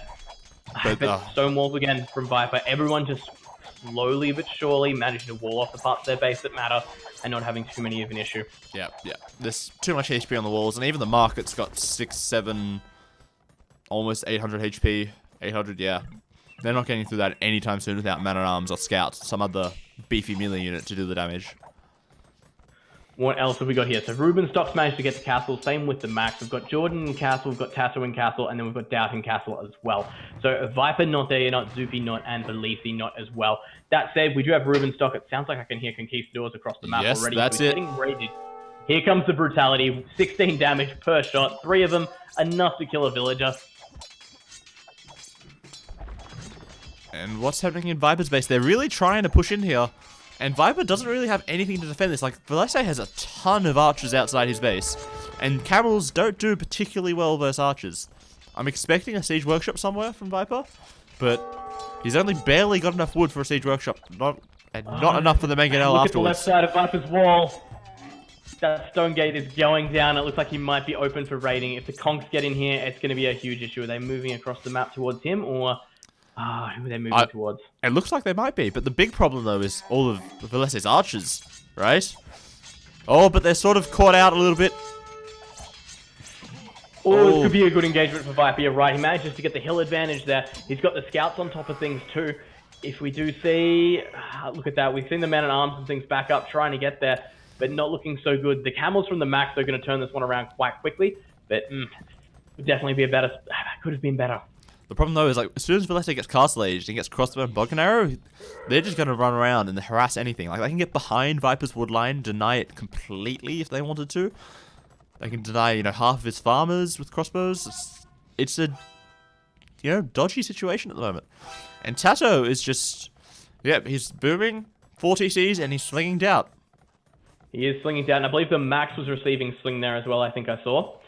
So it looks like we are going into a little bit of sling warfare here, guys. Max kind of at his prime. He's going to be slung up, playing as Indians. He's going to have access to, of course, the Indian camel. Yep, Zupi is slinging the max. That is correct. He's also gone for 2 extra TCs and then switched into the sling. Here we go. Enough archers at the front here from Velese. It's going to be a little bit harder to engage. And in fact, everyone's on the front of Viper. This is the same problem we had there with Doubt before. There are so many players involved that no single person can come bail Viper out of this, basically. As soon as Velese hits Castle Age, which is just now, of course, we're going to see the crossbow upgrade behind this as well. But they can't get in through the stone walls. The stone walls are still presenting such an issue. Yep, but the thing is, Doubt is dropping a ton of barracks. And he's being slung, remember. So he's going to go up to Imperial Age, I guess, for Elite Eagle Warriors really quickly. So that could potentially be a problem for an army that's mostly archers and camels at this point. We know how well Elite Eagles do. If they can be brought out into gameplay, basically before anyone manages to get up with the units to counter them, that's where it's game over. They just do such a good job. The big problem, though, is like half of the strength of the Eagles is just spreading them all over the map, raiding everybody, harassing their economy, idling woodlines, farms, all of that. But because Suomi is team-walled, the amount of raiding potential that they can do is severely limited, right? Like, if you break into one player, okay, that's possible, but the other players are probably going to just wall them off and just, leave that player out to dry, let them die off, and then the other 3 come back in later and just, rescue them. That's probably the big point. And I guess that means he has to pick his target really well, because he's going to get 1. If he can break in, he'll get 1 and he'll get it good. Yep. So it's just a matter of making sure whoever he gets, he takes out of the game. Like Jordan did before, he moved all his villages, he's got his TCs out of the way, and he managed to survive it relatively well and even rejoin the game towards the end, which is what we want to see. Exactly. Whereas if Doubt can get in on top of someone and actually hunt them down, that's where it turns into a 3v4 scenario. As soon as you're in that, you've basically won. Yeah. I think he's probably going to go for one of the middle players because that gives the most options to raid somebody else, right? So like Rubenstock and Velese are both huddled into such small little corners that they can easily wall themselves in. So I think going for the middle is probably makes the most sense. But the problem there is there's stone walls and 3 layers of palisade walls and then houses and all sorts of stuff there. And then beyond that as well, if he does manage to get through one of the middle players, it will access him up to the corner, so he can deny the trade for quite a while as well. Yeah, that's going to be a problem as well. Oh boy. So the Max is also up to Imperial Age into Imperial Camels, I presume. They don't do particularly well versus Elite Eagles, I don't think. Eagles get a small attack bonus, burst cavalry. The Camels don't have a big attack to begin with. They've got no base armor. They're going to have some problems. And wow, Doubt go for Eldorado and plate mail armor before Elite Eagle Warrior. Okay. He is going all out before he reveals exactly what he's doing here. I'd be surprised if no one knows what he's doing. But at the same time, doesn't want to reveal all the hands in his card. All the cards in his hands, sorry. Well, and I guess the question is, beyond this, does he come in and try and clean up the max around the Viper, or does he immediately go for a push? Considering his opponent's entirely walled, that makes it very hard to do. But I would have said just come in here and clear off this army. Especially since you've seen the Max just hit Imp. You want to kill off his camels before he gets Heavy Camel, before he gets Imperial Camel. Completely agree. And here we go. Elite Eagle Warrior is just finishing up. We've got everyone trying to get out of there. Viper moving to engage as well. Eagle Warriors, Elite. There we go.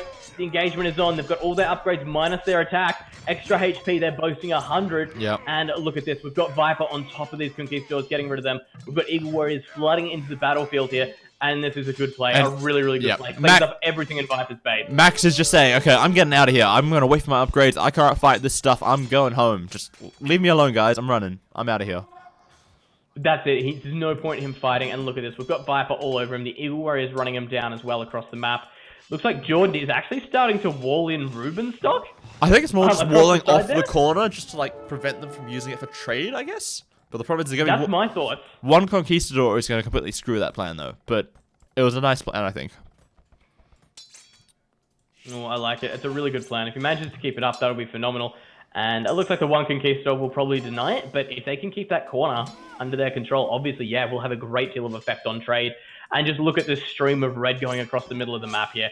This is a really good place for that, a really good place to kind of be hitting Yeah. at the moment. The problem He's is, slowly though, getting his attack upgrades, and where's he going, though? Like, there's stone walls everywhere. Max is starting to build stone walls. There's nowhere to that's go. it. What can he do behind this? What can he possibly do? And that's the problem he's having here. The heavy camels, look, they are starting to push back now as well. Great play from the Max. He's on his way to Imperial Camel as well. He's just lacking Blast Furnace, which is already on the way.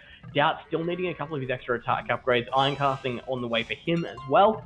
And Camel's trying to clean up these Conquistadors, but we know how that one plays out. Jordan doing his best, but still needs to jump into the game.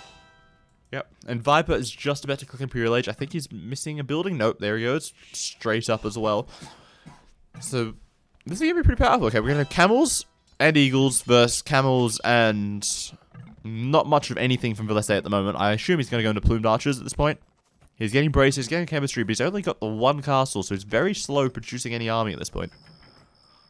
But he's on his way. That's probably the important part here. Looking at the villager counts, just for a quick little summary of what we're seeing here, guys. We've got Dowd on 99. We've got Tato 148, 106 for Jordan, and 87 for Viper. The opposing team, Suomi being 105 for the Max, 101 for Rubenstock, 108 for Zupi, and 77 for Velisi.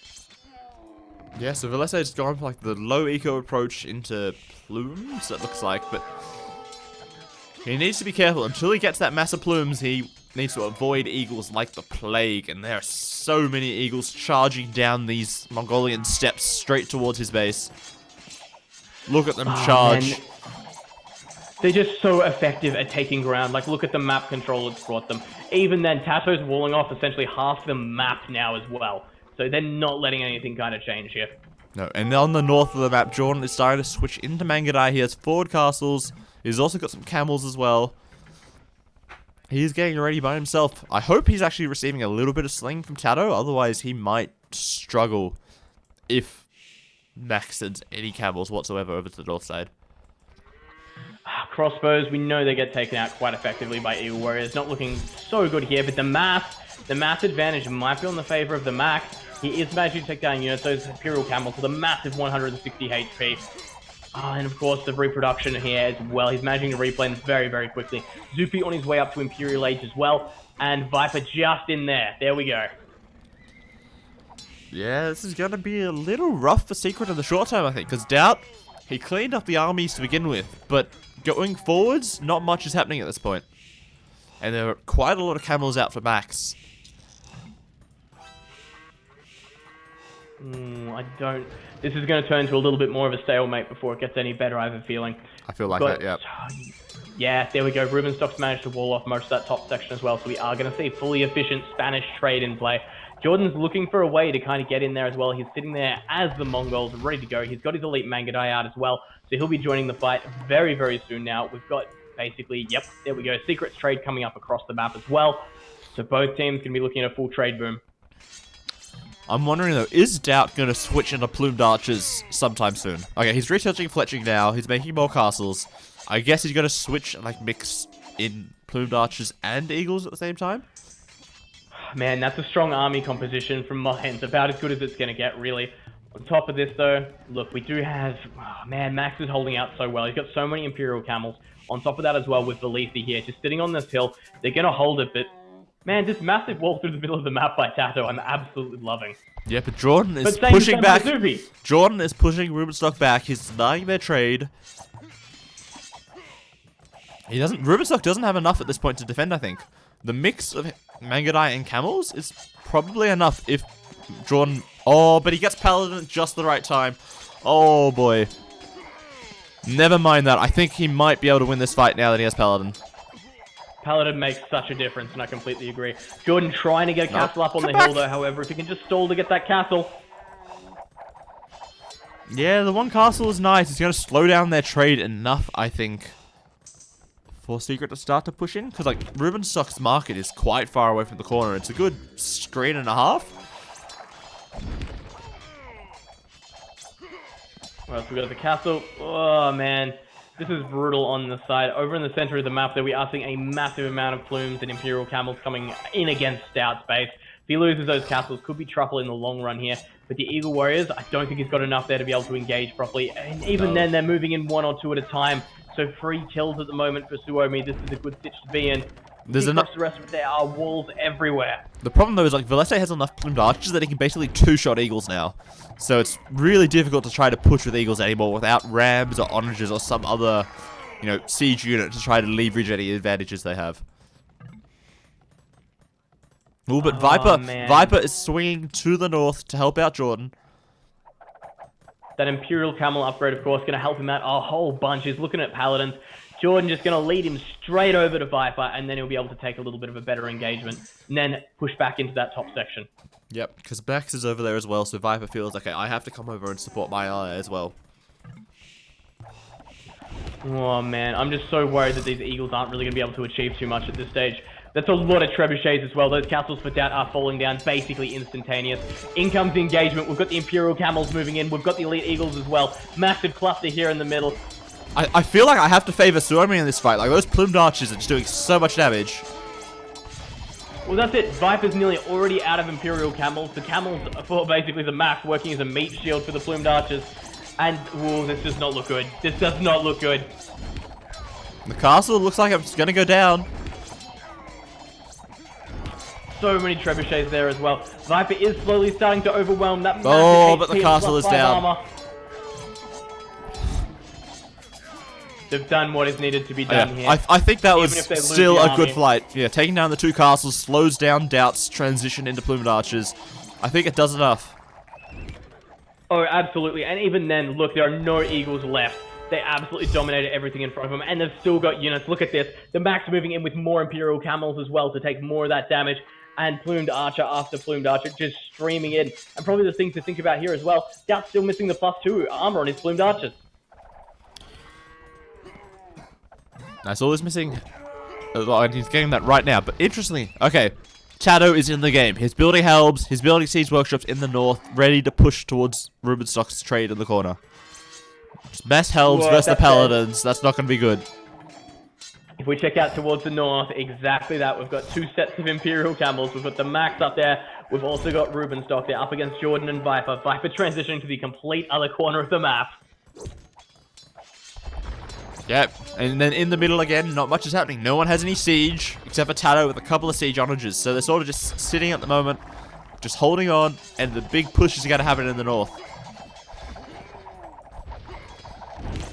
I am still not sure who's in the lead here. It looks like every time I look, Jordan and Viper are pushing further and further towards the trade line. But in the center of the map, you've got Police there doing such a good job with those Plumed Archers, and the Max lending so much support. Max, again, is just absolutely everywhere. Jordan is actually getting pushed back a little bit. He has to fall back and retreat behind the castles because the paladins were doing too much damage. There was no more camels to tank for him, so he had to retreat. And there we go. Zupi has joined the fight as well. Elite Mangadai, all the upgrades on those guys as well. So it looks like we are officially into a proper 4v4 match now. Yep, and Jordan is also losing some of his castles. That's going to hamper Mangadai production. But he is sniping off these trebs. Oh man, those trebs, they're getting harder and harder to replace every minute this game goes on. Oh, but in the middle though, Doubt into everything he needs. Yeah, Doubt is pushing really hard. He's got 55 army, but let's say only has 25, nearly 30. There's a lot of plumed archers for Doubt here, and he's dropping siege workshops, he's researching siege ram. The ram train is coming, boys. Choo choo. Things are happening, and this game is moving on. Viper still up in the north with more and more Imperial Camels. They managed to slowly push into that corner, and they're so close to the trade. This is basically what you witnessed in game number 1. Except for the shoe is on the other foot. Yep. Oh boy, the bomber towers are coming up from Rubenstock, trying to defend, but he's only got 1 bomber tower and 1 castle. I'm not sure if that's enough. I'm not sure it is either here, especially with the rate this is going at. A bit of siege from this, the Mongolian siege, and we know exactly how this one ends.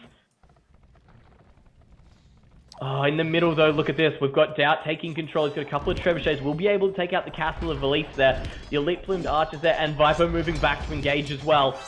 Yep, he's like, okay, I'm here to protect your trebuchets while your plumed archers do other stuff. You know, he just plants himself right in front so that no camels can get in there. And then these rams, they're just going to start coming forwards. They're going to be soaking up as much of that damage as possible, and they're going to be used to basically carve a beeline directly to the other side of the opponents now.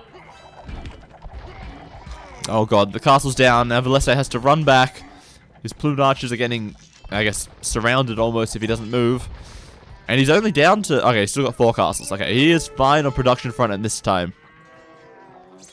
He just needs... now, but look how close they all are. They've got nothing defending them except each other, and as soon as kind of Viper and Doubt move in, they're going to be able to just head straight south through pretty much all of them. Oh, but Valese is trying to do a sneak run towards the trade, but he has been stuck off.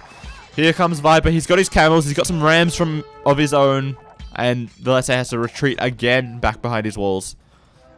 This is really good. Really, really good play at the moment. I couldn't be more excited. Look at this. So Viper throwing up a bunch of stables towards the north of the map. Looks like he needs to be able to reinforce this a little bit quicker. Tato is up there as well now. Tato is officially in the game with a couple of these halberdiers as well. Okay. They sort of cut through the forest. They were trying to get into the trade, but they haven't done much damage at this point. So, I mean, they could push back if they wanted to. Rubenstock just needs to get all of his paladin, all of his helms, and go forwards with them, and they could push this, I think. They've got so much army in this spot. Just half of it's not doing anything at the moment. Well, that's it. It's caught absolutely everywhere. And man, this is just an absolute cluster of a game. To see everything that's going on now is absolute insanity. But here we go. Jordan's starting to get those siege rams into play. We can say goodbye to those castles very, very quickly now. Looks like, though, the camels are just beelining towards the trade at this stage. Wants to take out as many of those trade units as he can, force the repopulation, which is where the gold is really going to have to be invested. Yeah, and the good thing there is it splits the army, right? You have to send some army to deal with the camels, some army to defend the castle, some army on the right-hand side to attack Jordan's castle. They're just all over the place at the moment. Even then, the castle has gone down, and whoa, I'm seeing the siege onagers from Tato. Tato has been getting some great hits this entire game, but man, there's so many Mangadai out in play. You've got Zuppy as well up on siege onager. Down towards the south of the map, you've got Viper doing some raiding inside Valise's economy. This is absolutely everywhere. Ram train moving in towards Valise and in towards the max as well in the center of the map. Oh boy, that's what we were waiting for.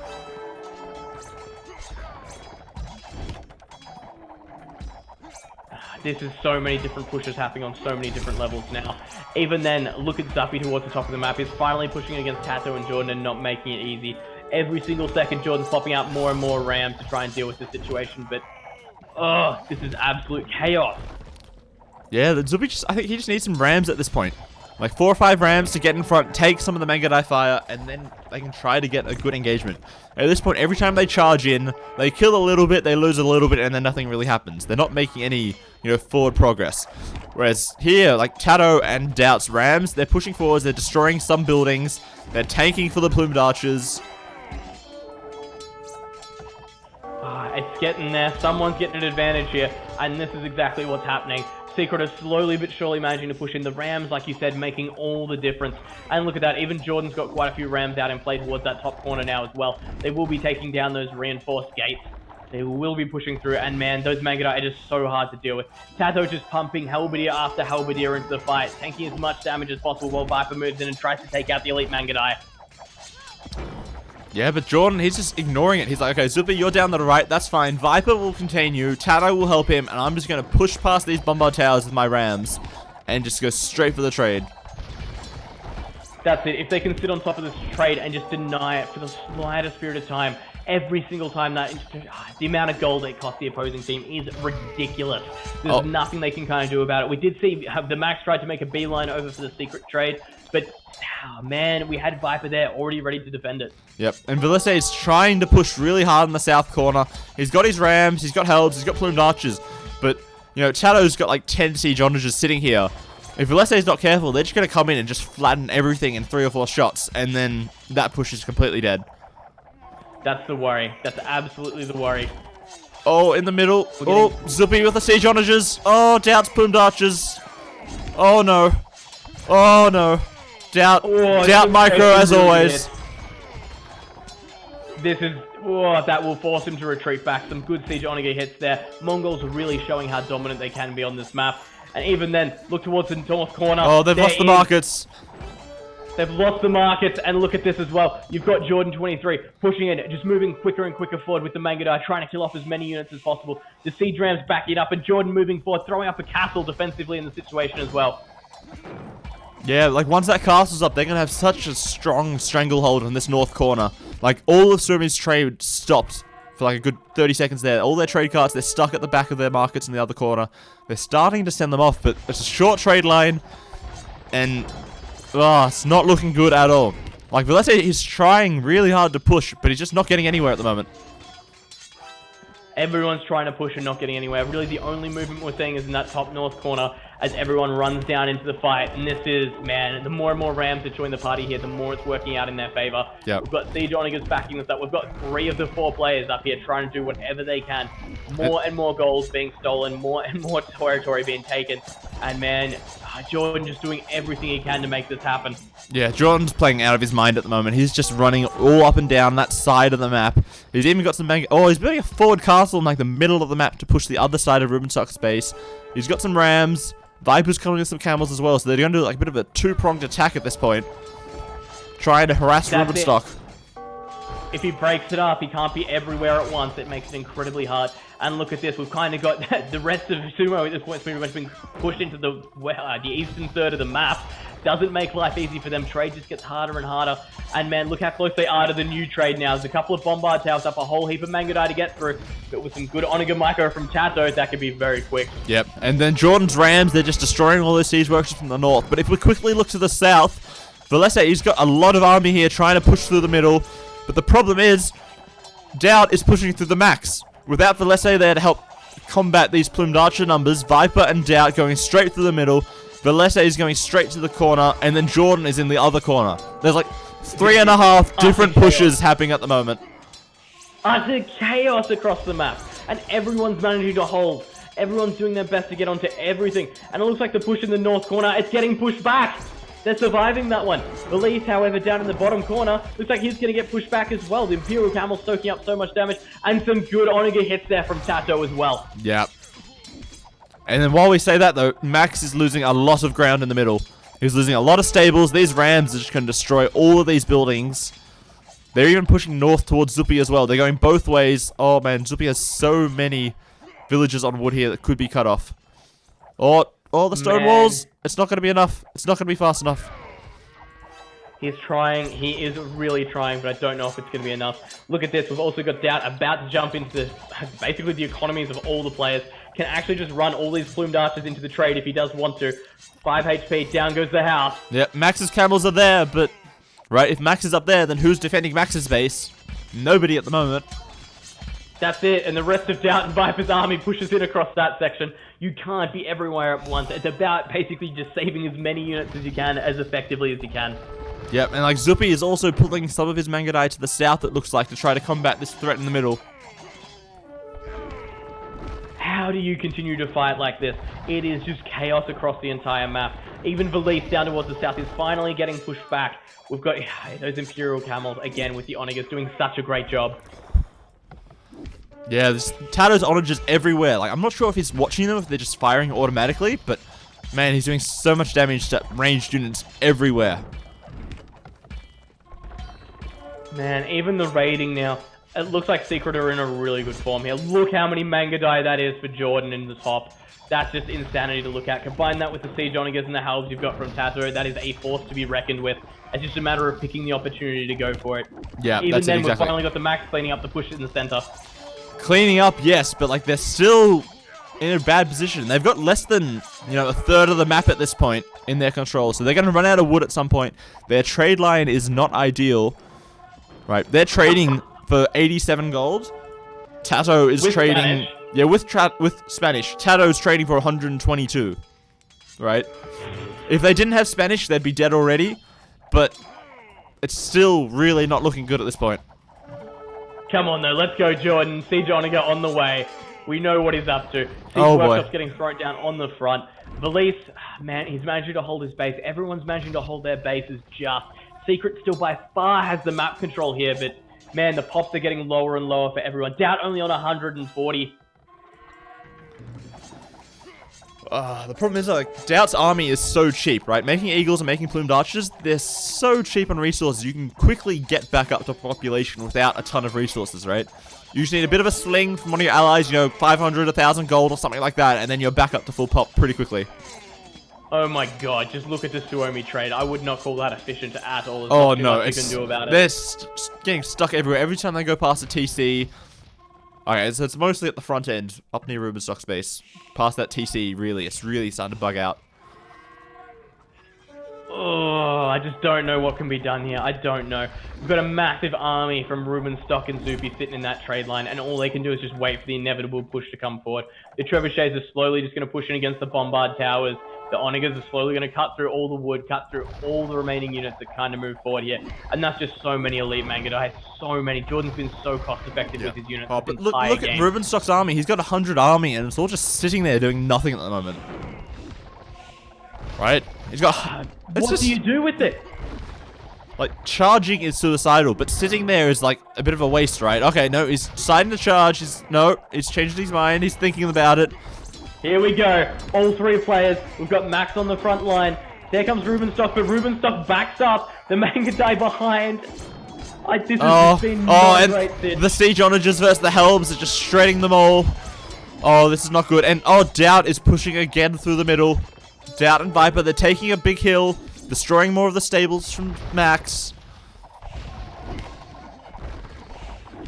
This is just great. I've been loving this game the entire play. But now Rubenstock is in a really good position. He's got a bit of a surround on the siege, cutting it all down.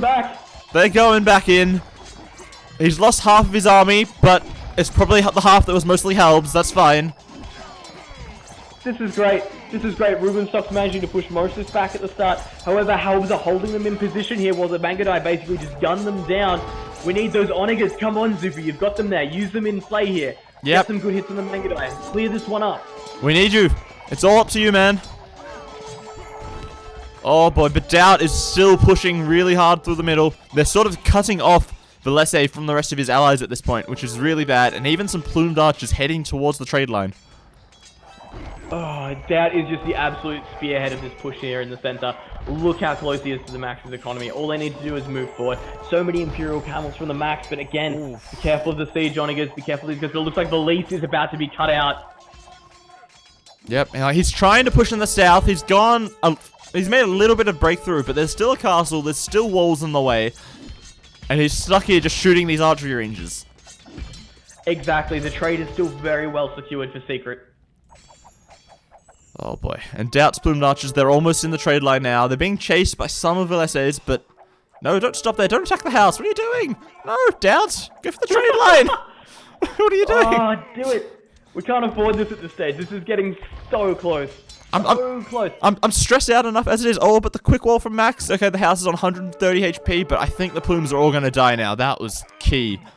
That gate was so powerful. Well done, Max. Every situation he gets, he just goes above and beyond to impress us. Every single situation. All the time, How are we yes. looking towards this top situation? Yeah, we've got... a bit of a stalemate, How right? are they holding out? That's it. We've got Paladin Elite Mangadai, and they're just sitting here. Everyone's waiting for the best type of engagement to have, but... Oh, but man, what can be done? Jordan has taken this opportunity, though, to build stone walls across the corner. So even if they do somehow regain the corner, they have to kill these stone walls before they can start trading. And, Ruben's losing all these villages on the wood line, just to the north of the trade. Man, in Valise's base, it looks like they're managing to finally push those plumed archers out of there. That's just turning into a brutal situation. Population counts at the moment, still higher for everyone, but you've got 146 for Valise, 139 for Rubenstock, all of Secret above 170. Yeah, it's still a losing game at this point. They need to do something drastic to try to push back. And, like, fighting Helms against archery ranges in the south doesn't do anything at all at the moment. And while Doubt and Viper, they continue to push really hard through the middle of the map. And damn, Tato's Siege Onagers are just doing so much damage. I'm just chucking around Tsurumi's base at the moment, looking for any kind of resources they have left. They've got kind of 2 major forests left, right down towards the east, I guess. And that's pretty much it. Everything else is market reliance now. Every unit is starting to count. Oh boy, but Jordan in the north, he's clustered on this hill with his Mangadai. All of Tato's SO in the back. Oh man. It's not looking good. Okay, come on, Zubi, get some good SO shots, but no, Jordan's paying attention. He moves back. He sacrifices the trebuchets to save his Mangadai, which is probably the correct call. In the center of the map, look at this. We've got Doubt pushing forward with more of those elite plumed archers. Viper, they're just tanking everything with the Imperial Camels.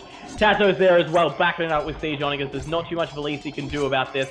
They're sitting on the hill, trying to hold it, but just look at the bodies.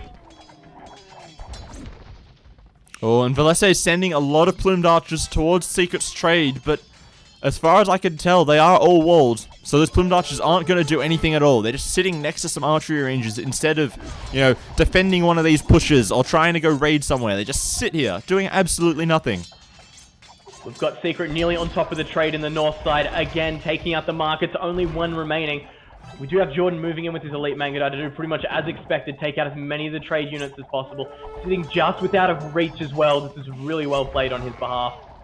Yep, I think Rubenstuff should delete his market soon. He's already built a new one a little bit further back that's safer. Look at this stage, it's going to get taken out no matter what. Look at the amount of elite Mangadai we still have here from Zupi though. The push is very, very real, but the spearhead, Doubt, look at them. They're finally taking that hill in the center of the map. It is just carcass after carcass it's just on top covered. there. Look at all the different camel bodies just everywhere. Such a pretty colors. All this teal and yellow, but right, I don't see how Tsurumi can push this back. And oh man, they are finally calling GG. This has been some amazing games by Secret. Boy. They are proving exactly what they're worth here. Exactly. Jordan on the high score, 31,438 points. Yep, Jordan. He didn't play amazingly well in the Team Causeway game, but wow, he's really shown his skill this game. 844 units killed, 483 lost. Yeah, Jordan. Also, power not of to Mongols, convert, right? MVP. MVP. That's it, right? Absolute MVP. How do you go economy-wise? Most stone. Ah, man, that's insane. Trade profit for the max, 41,000 gold. That's insane. He had like 70 or 80 trade carts at some point there, but right, it's such a short distance. They just weren't trading efficiently. They had to waste so much extra population making trade carts instead of other units. And oh, Tato, you didn't get to 200 vills. Oh. So close. Damn it. I was hoping we'd get 2 games in a row? I don't know. 2 games where Tato got to 200 vills would have been cool. That would have been nice. That would have been very nice. But that's it, guys. This next game is where it's at. That's it. We're going to get into that in just a second. I just need 1 minute. I just need to grab a quick glass of water before we get into it. My throat is starting to hurt a little bit. Thanks, subs. So we'll be back in just 1 minute.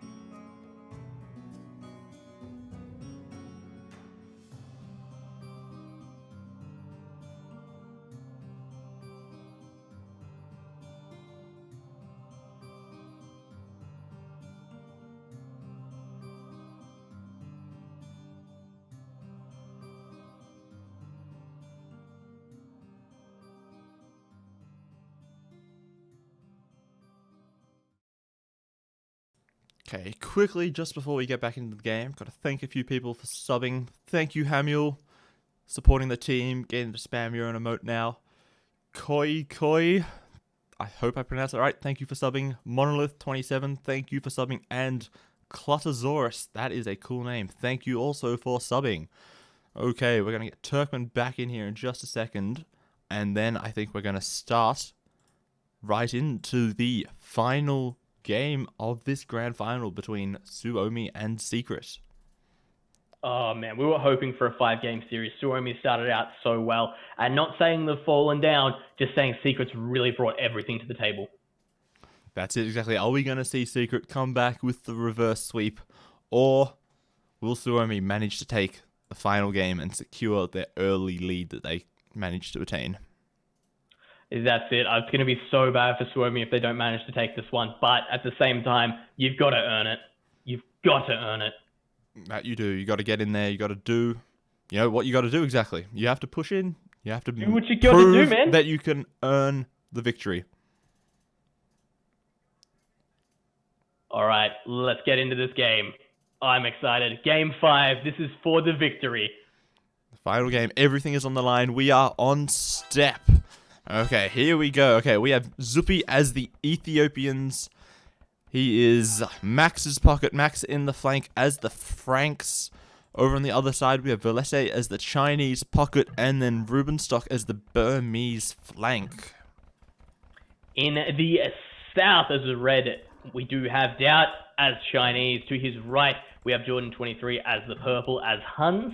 Then, further his right in the flank, or I should say in the pocket, we do have the Viper as the Incas in his trademark yellow. And then towards the north of him on the flank, we do have Tato in the orange playing as the Spanish. Okay, so we've got, again, Viper going for Incas on step. So possibly we're going to see the same sort of strategy. Wall up, go Castle Age, just sort of secure a little bit of map control with Eagles and get slung by somebody. I guess that's probably going to be the plan at this point. Maybe Tato does the same thing, Trush into Sling. It's absolutely what we saw last game, so it's totally possible. It seems to be the Incas strategy on this map with Viper as their player. What else do we have? Chinese on the flank, Doubt versus Rubenstock, who's going to be the Burmese. And then the other flank was the Max Franks versus Tato Spanish. Interesting. Well, I think trushing Max is obviously going to be a key part of this game for Tato, right? Because Max is the power player. He is the Suomi's carry player, essentially. So if you can get in there, harass him with the trush, slow him down, just mess with his early game. Don't let him get to Castle Age and just boom nicely like he wants to. Prevent him from getting to Paladin like he wants to. Then, that's exactly what you got to do. You have to slow him down, basically. Exactly, and we've seen this strategy so many times on a map like this where it's so open. It's so easy to get pushed to the outer edge. And in doing so, looking at the resources around there, everything's pretty much towards the center. We see it time after time on this map. And if the Max gets pushed away, it's interesting. What can Tato do? Tato's going to do something Tato. That's what we know. He's going to go trush into Sling or something ridiculous like that. And somehow he's going to make it work. And we're all going to be confused here, scratching our heads on why the Max is being towered and Tato is slinging Viper behind this as well. But who knows what's going to happen? Yeah. Who absolutely knows? I think, to be fair, Max has a very generous map for being trushed. Right? He has 2 stones and a gold on the front, another 2 golds sort of near his TC, but far to the back, there's 1 extra stone and 1 extra gold, towards Zupi. I doubt he's going to scout all of that, but, if he does have full map exploration, then potentially, he's got a lot of options to move backwards, boom behind it, and just defend himself if he needs to. And we already see him going for a wall off on the right-hand side, basically, to defend that open area. Does he know he's against Tato? Is that what's happening here? And he went, better kind of prepare for this one. I haven't seen him. Looks like he's about to jump in and see Tato there. I think their 2 horses ran past each other on the right-hand side. So I think they've got an idea of who they're against. And Yeah, that's a good situation, I'd say. I would see that as well and immediately go for the walls. You don't want him to be able to do anything kind of Tato-y to you. Yeah. And the other side, what have we got? Of course, Doubt's kind of using the central hunt. Everyone's going to abuse that as much as possible here. Right. I've actually just realized something. Having Burmese on this map is really good because their team bonus is reveal relics. Yep. Every player starts with a relic near their town center. So, for instance, true. Rubenstock's one, you can actually see his house through the line of sight of the relic, which obviously doesn't really help because Rubenstock's on their team. But you roughly know the positions of your 4 enemies based on those relics. There you go. That's something I've never thought of that before. Really good situation. Yeah, wow. That's just super handy. It's one of those little adverse effects you find. It's very, very specific in terms of the map, in terms of the civ to be taken. It's a little bonus, but it definitely helps you. And look at this, the Max is going up with secondary palisade walls already. Oh, wow, double walls already. Jesus Christ, he's And team really wall. defensive at this time. Here goes Zupi as well, going down with those walls. And this is it, guys. Team wall from the get-go. Viper, I guess, is caught a little bit out in terms of how far away he is. Yeah. In fact, I would say Secret are really far out. And same thing kind of goes for Ruben Stock as well. Looks like he might be caught on his own here for a little bit. But let's see what happens. Yeah, Viper's map is actually really unfortunate. Like, all of his golds and stones are far away from the TC. And, like, especially his wood line. Like, it's a marathon away. Like, he has to walk so far to get there. If he loses control of his wood line, you know, if he gets archer rushed or something, he's going to have huge problems. Absolutely huge. And looking across this, I'm just saying, it looks like Tato might be left out on his own here as well. Just like judging the map set on when they can kind of put their walls. Tato is so open and exposed. Yeah, but he can just sort of like do like a semicircle sort of thing from like the wood line to the barracks, past the yurts down to the other wood line on the right. So he can sort of wall in a bit of a circle around there, and he should be, you know, relatively safe. But oh boy, Max already losing access to the hunt. That's going to slow him down a little bit. I guess he is Franks, and he does have the nice berry bush near his CC. But, you know, Tato's push is going to slow him down a bit. He needs to get a tower up on that stone really quickly, I think. Tato's doing Tato right now. He's man-at-arms. He's got a tower already up on the front. We knew something like this was going to happen. But yeah, I agree. The defensive tower just on that stone will save his gold. It'll save his stone, his wood line as well. But it looks like we might see a little bit of a greedy play here from the Max, and he might actually not go for it straight away. Moving his wood line back towards the north of the map, so he does have the option there.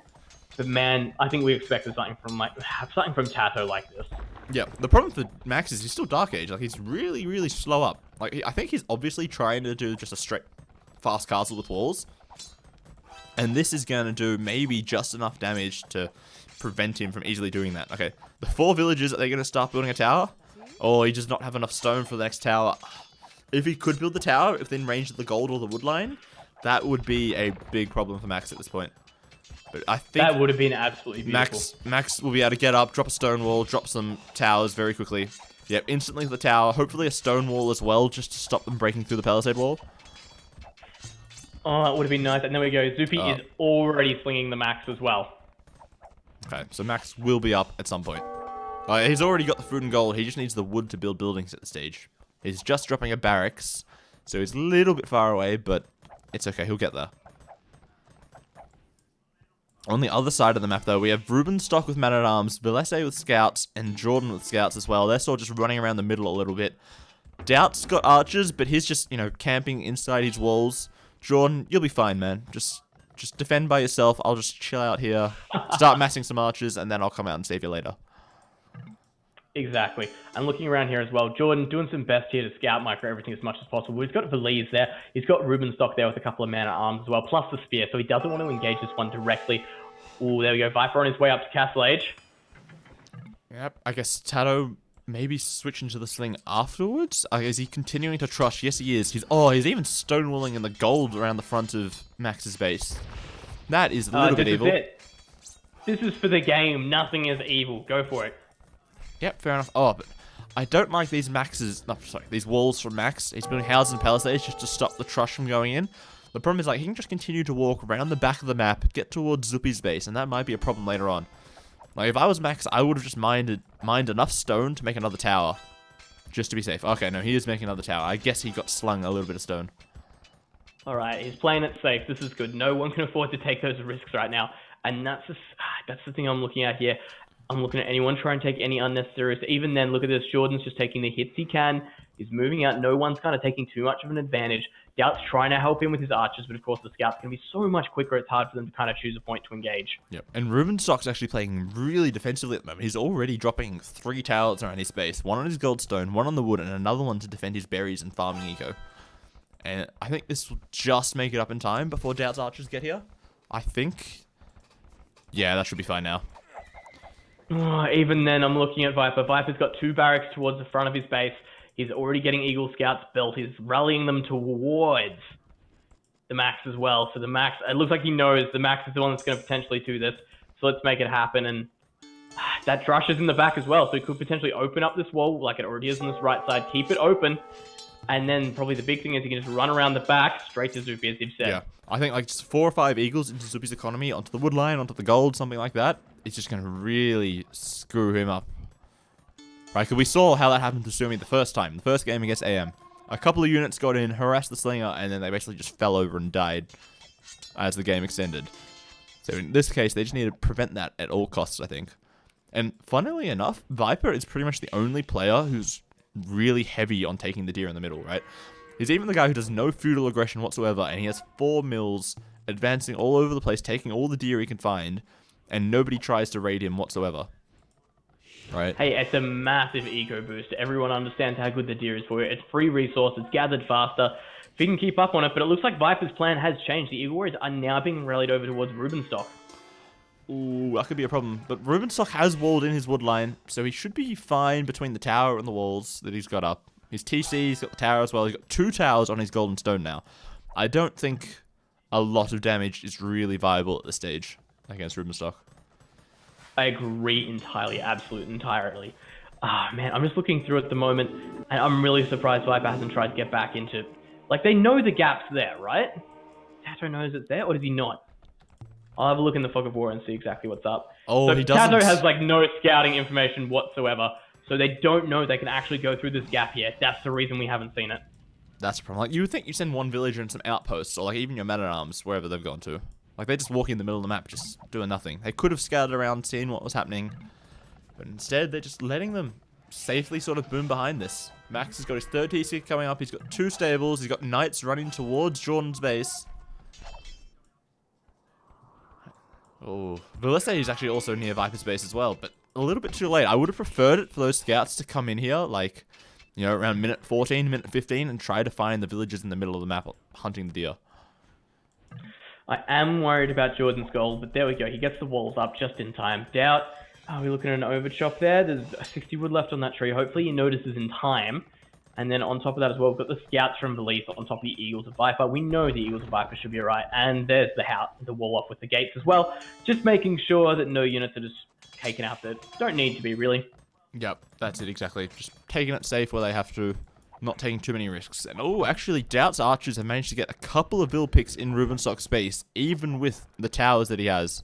Denying some farming space. Got a couple of vills on Woodline as well. It's not looking too good for Rubenstock at this point. Although, saying that, he is still quite a few villages ahead of Jordan. And they're both up to castle age at, you know, not that far away. It's only a 1 minute difference. Oh, it's pretty intense. It's intense gameplay here pretty much all round. We've got the monks coming in from Viper as well, so he's ready to get the converts behind this as much as possible. Trying to defend Jordan, because at the end of the day, no one wants to be playing a 3v4 here. And, man, the Max has so much room at the back he can boom up into if he does choose to. Yep. Actually, though, Zuppy might have some problems now. Tato is over there trushing his market while the man-at-arms and spearmen destroy the market. It's a bit hard to sling when you don't have a market, right? That is a small problem.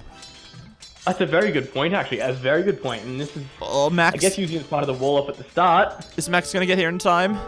He just needs to kill the 3 villagers and then run away. That's all he has to do. Oh, no, he didn't get the villagers. Oh, that's an absolute bugger. It's still, he should be able to clear this fight up. There's still quite a lot of spearmen. He took a lot of damage on those knights. But now he'll be able to clear up the tower and then kill the vills later. Doubt finally into Castle Age Crossbow, Bodkin, Thumbring, all on the way. Those massive researchers we're all expecting to see nice and early. And what else have we got? Tato has finished his stone walls. He has stonewalled himself in. Doubt, pretty much the exact same story, except only palisade walls. Jordan still super exposed. Super exposed. Doubt has so many crossbows at this point. Like, I really hope that he goes to some sort of forward siege workshops. You know, a ram or 2 against Rubenstock's towers here could be deadly. Like, just push in there, take the gold, take the stone back. Ooh, oh, that was close. Rubenstock almost made a hole for the Eagles to come in. But now these villagers, they're just getting picked off. Crossbows are there anyway, though. Yep. Ooh, lost a few there. Not as bad as it could have been. Not as bad as it could have been. We do have the castle up for Rubenstock as well. So he's finally got a defensive option on that front. And then looking around, what else have we got? Everyone's pretty much playing this nice and safe now. No one's getting overly aggressive. Everyone's just booming up their ecos. Just having a quick look at that. You've got the Max, 65 villagers, 59 for Velisse, 49 for Zupi, and 38 for Rubenstock. Towards the other team, Viper, 55, Doubt, 45, 40 for Jordan, and 46 for Tato. Right, clearly we can see that Velisse and Max, are both booming well ahead. Like, Velesse's got 4 TCs going at this point. Max is still just on the 3, but they're going to be a force to be reckoned with, plus the fact that they are being slung by Zuppy. Come on, man. Oh. Put something out, everyone. Look at Max, he's up to imp already. Those Cavalier Power Spike could be a bit of a problem for people, especially Jordan, who's like completely open. If they manage That's to what go I worry in, about the most. right, like 30 Cavaliers, some Arambai, some Knights from Valese as well, all of them converging on Jordan, they could, you know, destroy a TC or two, just do a ton of damage. That's it. They can wipe him off the map pretty much entirely. Look at this. His base is one big line there at the moment. I don't think anyone really has what it would take to, I guess, push the Cavalier back. And that's the issue we're going to run into. Hopefully he does just keep all his Knights alive, doesn't commit to too much, and as soon as he's ready, moves out, gets the pop, pushes it straight on top of Jordan, and does every piece of damage he can. Okay, I think the best thing for them to do would be to sort of debate Doubt so that all of his crossbows go somewhere far away from Jordan, and then they can just flood the Cavaliers into Jordan's base. It's a good option. It's a really good Doubt option. has so many crossbows, it might be a minor problem, possibly. Oh, and actually, Tato is continuing the trush around the back of Max's base. He has discovered that there was a hole, and now the trushing is back. It never ends, You boys. can't stop the trust from Tato. He will get there. It's just a matter of when. We've also got Valisi out here as well. Viper's on his way up to Imperial just behind the Max. It will be a little bit later. We'll just have to see if they can hold on. If the Max manages to get a massive push happening, the momentum could shift, and that's the thing. As soon as they have momentum to push in, get the Arambai together with it, that could be an issue. But at the same time, playing super defensively here is not letting his crossbows anywhere out of sight. The problem in the other direction, though, for the Max is that if Viper gets to Imp and isn't, like, severely attacked, if he starts building castles and starts going for Kameyooks, Franks are gonna be, you know, kind of in a bad position. Because Kameyooks counter Paladin really bloody hard. That's the thing. Even the more mass you get, the stronger they become, just because of their extra reach, and it just becomes such a big deal. Viper even starting to lose some villages in the center here, but Jordan there, just in time with some Knights to kind of clean it up and push all of Lisa's units away. Wherever these Knights. It looks like the Knights are heading over to Rubenstock. Oh boy. Oh, and Doubt splitting against this one Mangonel. Oh, he's microing like a god. Splitting. Oh, yes, no losses yet. Look at him go, Doubt. Is this really Doubt playing? It must be Slam. That's the only way. They've just switched accounts just to troll us. That's it, just to mix it up. People weren't expecting this level of micro, yet here we are. Alright, the Arambai, we've got the Knights here as well. Cavalier just about done. They need to push in. That Mangonel's obviously doing a good job at holding the crossbows back, so he's not going to lose too many against it. Looks like they just want to get into the back against Doubt's Eco, do the damage here while they can. Cavalier about to pop. This is going to be a problem, though, because There with we the go. Arambai and the Mangonels as well supporting their push, they can destroy buildings so quickly with those two units.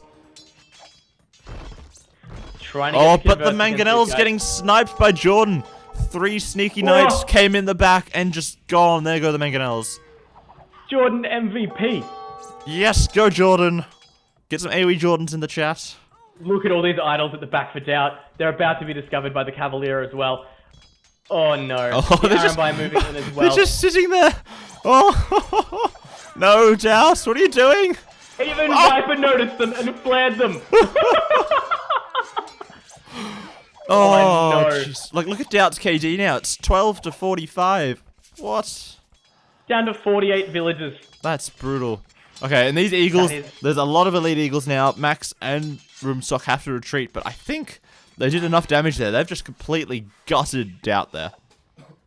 Well, that's it. They've left his...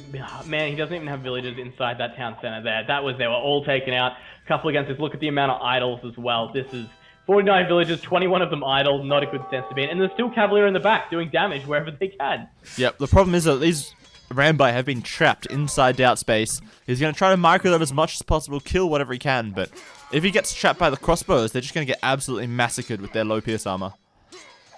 That's it. Eventually it will catch up with them. It's just how much damage you can do till then. And at the same time, keeping all these crossbows back at home for Doubt, at least that's helping.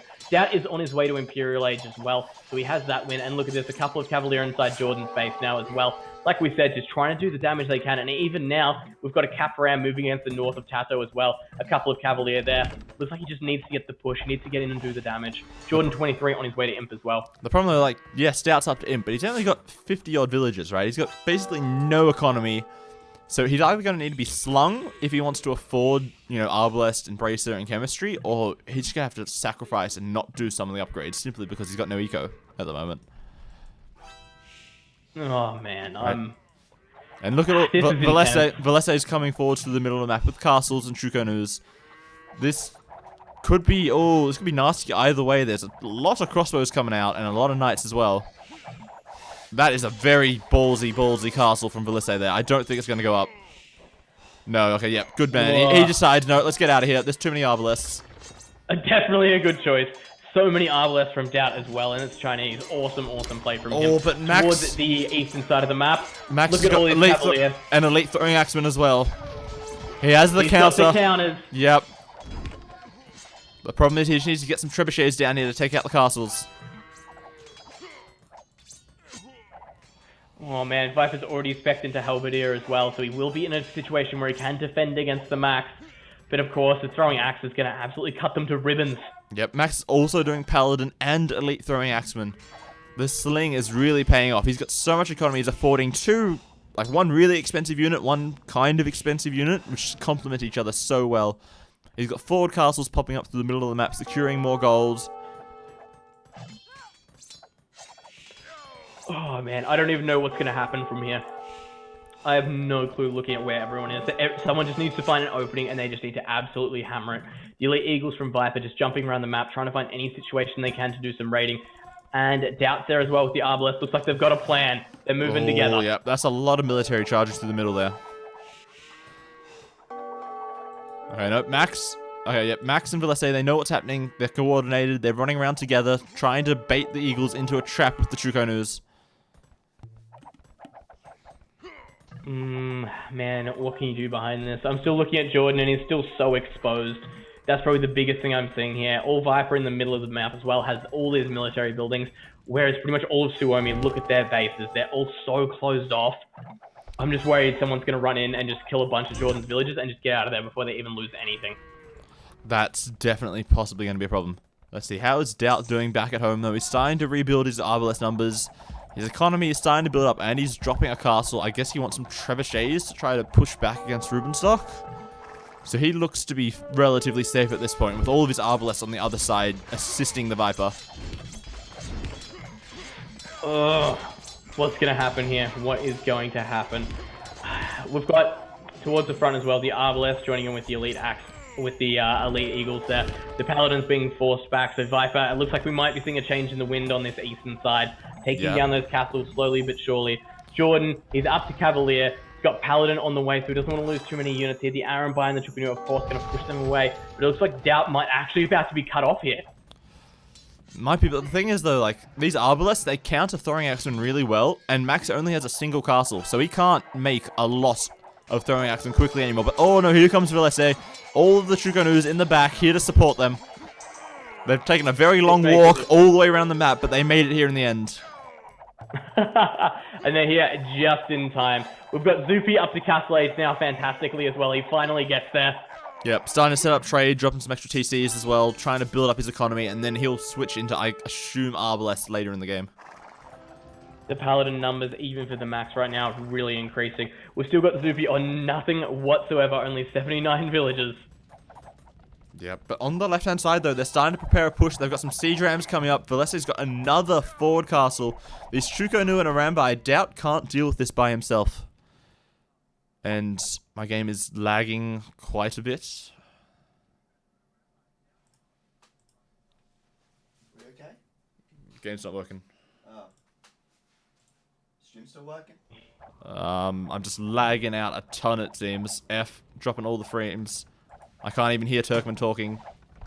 It's all good. I was waiting for you anyway. Okay, I can hear you. I can hear you, but I can't see anything. Dropped any frames. Ooh, My game is completely stuck at this point. Come on, guys. F in the chat. Pay respects. You just load it up and continue on from there. I mean, it looks like Age of Empires has just crashed.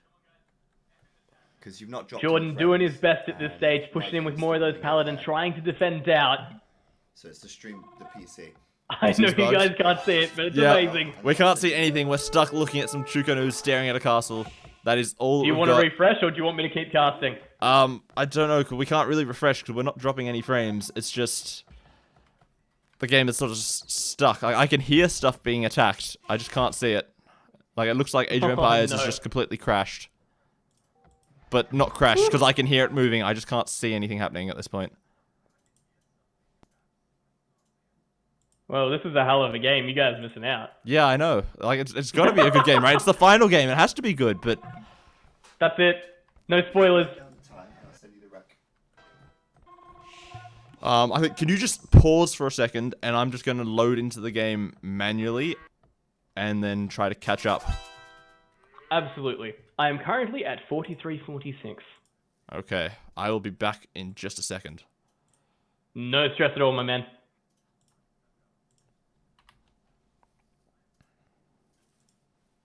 Overlay. Whoops. Let's not do that one. Brackets. Can you send me the rec? Yeah, put it into Discord. Into there, that one, I think. Scroll down. There's the rec. Just load that up, and you should be good. You're at 42 minutes, I think.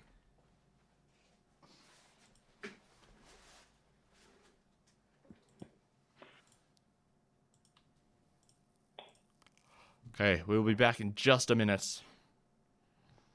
Did you spoil something? Maybe. On the overlay? Yeah. Oh, rip. Rip.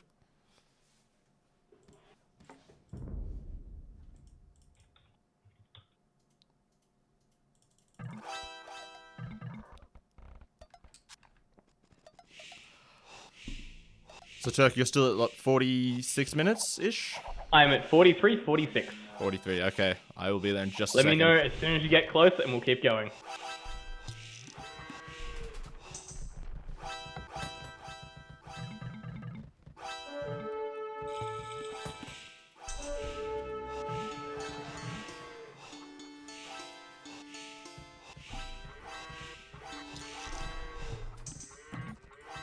Okay, I'm at 20 minutes. We're halfway there. Okay, we'll switch to in-game. Everybody can just sit here and watch me fast forward. Yeah, watch what down. This has been a great game. Just go catch the highlight reel.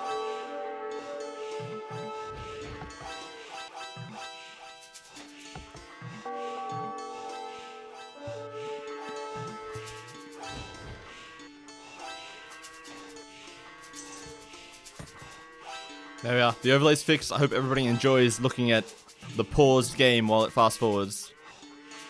Okay,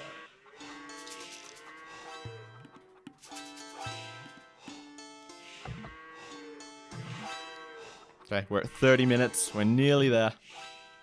I believe in you.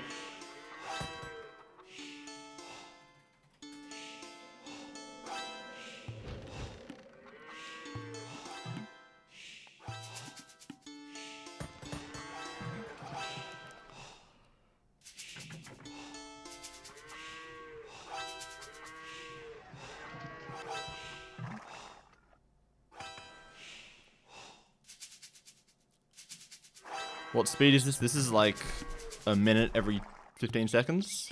So, super fast.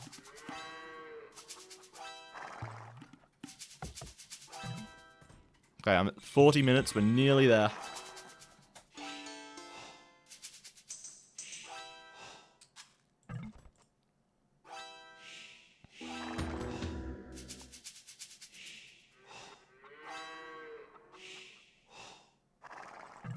Okay, I'm at 42.50 at the moment. Cool. Let me know as soon as you get to 43:46, but cast that. Watch Jordan. Okay, Jordan's got a lot of paladin. Okay. Yeah, I'm there at 43.50. Yeah, done. Let's do this thing. Okay, yep, so Jordan's just got a ton of paladin sitting here in the middle of the map, preparing to defend Doubt against these Rams, Trukonus, and a Rambai that are coming in. On the other side, though, it doesn't look like very much has happened. Like, Viper's pushing forwards a little bit, but yeah, otherwise they're just sort of sitting there and relaxing. What have we got? So Jordan's just patrolling around the castles here, trying to keep anything from moving too close to hurt those Arbalest. But at the same time, the trebuchets are absolutely forcing the engagement. The amount of Arambai behind this as well means he can't just push into it. Simple as that. No, this is really tough. Like, the problem is, like, these Chukonus, if they can get into a fight with the Arbalest, they're going to absolutely destroy them. But at the same time, like, as you said, the Paladins, they're going to prevent anything happening like that, because they're going to run out and destroy the Chukonu in return. And then, again, the north side, there's not much happening. Viper's got some Trebs out, otherwise, his Eagles, I can't really see them anywhere on the map. They're sort of running through Tato's base, it seems, trying to defend against an Onager cut. That's it. Onager cut straight through. We've got the Paladins moving into play. This is basically what we've seen the entire game thus far. Just amazing moves like this. Yep, that's it exactly. Okay, they're trying to push back the Arambai towards Velestage's castle. But these Trebs, they're slowly taking it down. But oh no, all of Doubt's army is dying to the Chukonu. Whoa, that's brutal. Not what you want to see. No, okay, I'm just at 46-30 just to make sure we're still sort of in sync. Absolutely, it's fine. Oh boy, these Paladin, they're charging in, they're charging back, they're taking losses and not really achieving anything at this point. And on the other side, again, like, they're not pushing Max at all.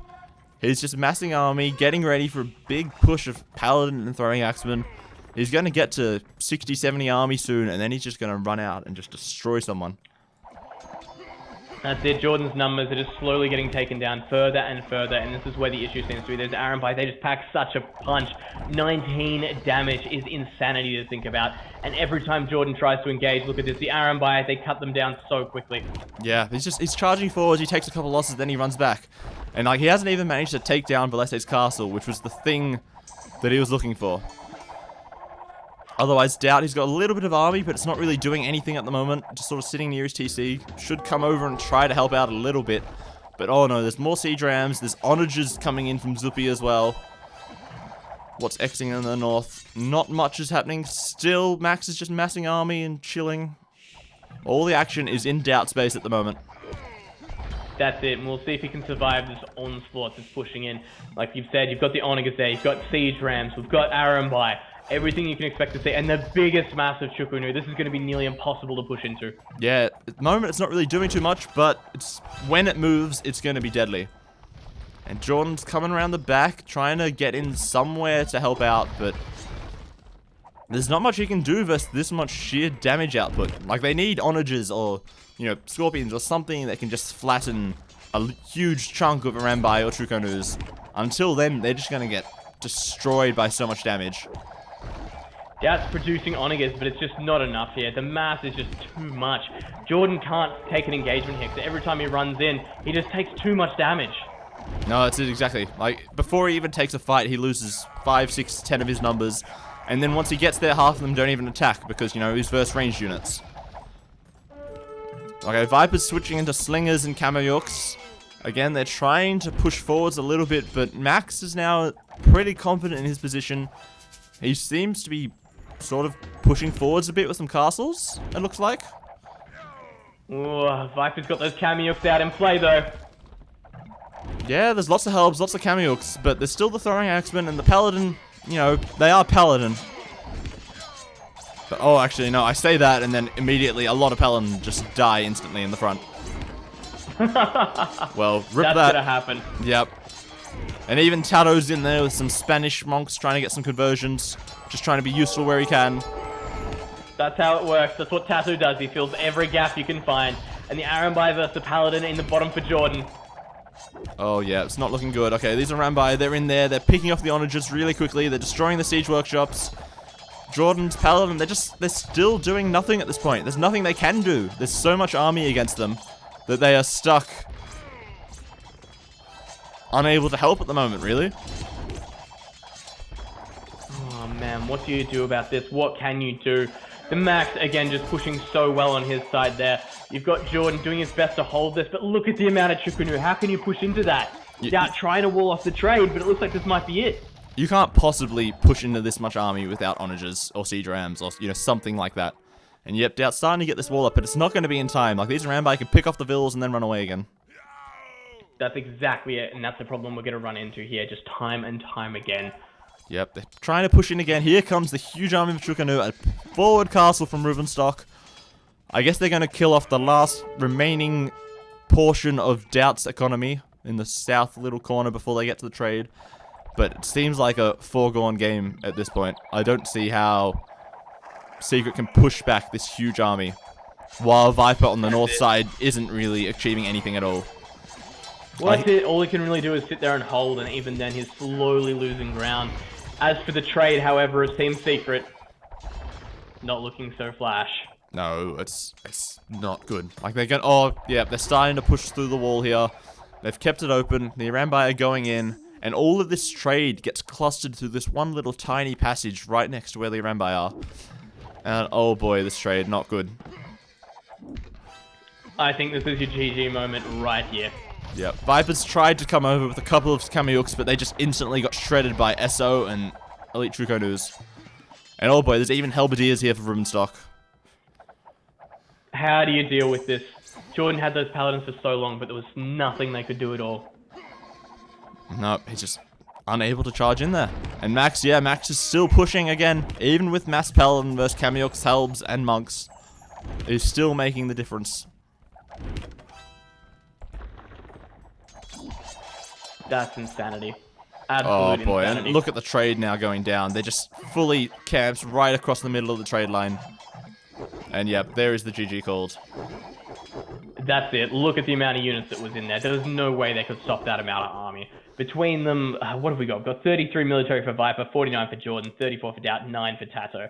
How do you even begin to deal with someone like Malik who has 96? Yeah, 120 odd army versus the other team, which is, 150, 230 odd army. Oh man, that's absolute brutality, and I would say they earned every single game they took in this one. Even the games they lost, they weren't completely taken out of it. Yeah, like it's not like it was Jordan's fault. It just he couldn't fight it, right? He could have had 100 paladins and he couldn't charge into that mass of ranged high DPS damage units, right? Without some powerful siege, which I guess none of their civs really have, right? Like they've got a couple of civs with onagers. You got a civ with bombard towers, or 2 civs with bombard towers, sorry. But like there's no siege onagers. There's not any special scorpions. There's nothing like that. So yeah, and especially like once Doubt lost his sort of huge first army of Arbalest, they were just on such a back foot, I guess, trying to push forward again. Man, it's just how do you sum something like that up? Every game was a masterpiece in its own. I'm happy we got to witness such good games today. Considering we got 5 out of 5 potential games, this is what you want from a final. This is absolutely what you want. Exactly, right? So I mean, like they looked like they were going to win it 3-0. They were so dominant in the first 2 games, but then Secret managed to bring it back a little bit. They got the next 2 games. They brought it to the tie, 2-2, final match, all the pressure on. Really well done. That's it, guys. That's a wrap on this section. That is 3-2 for Suomi. That it is.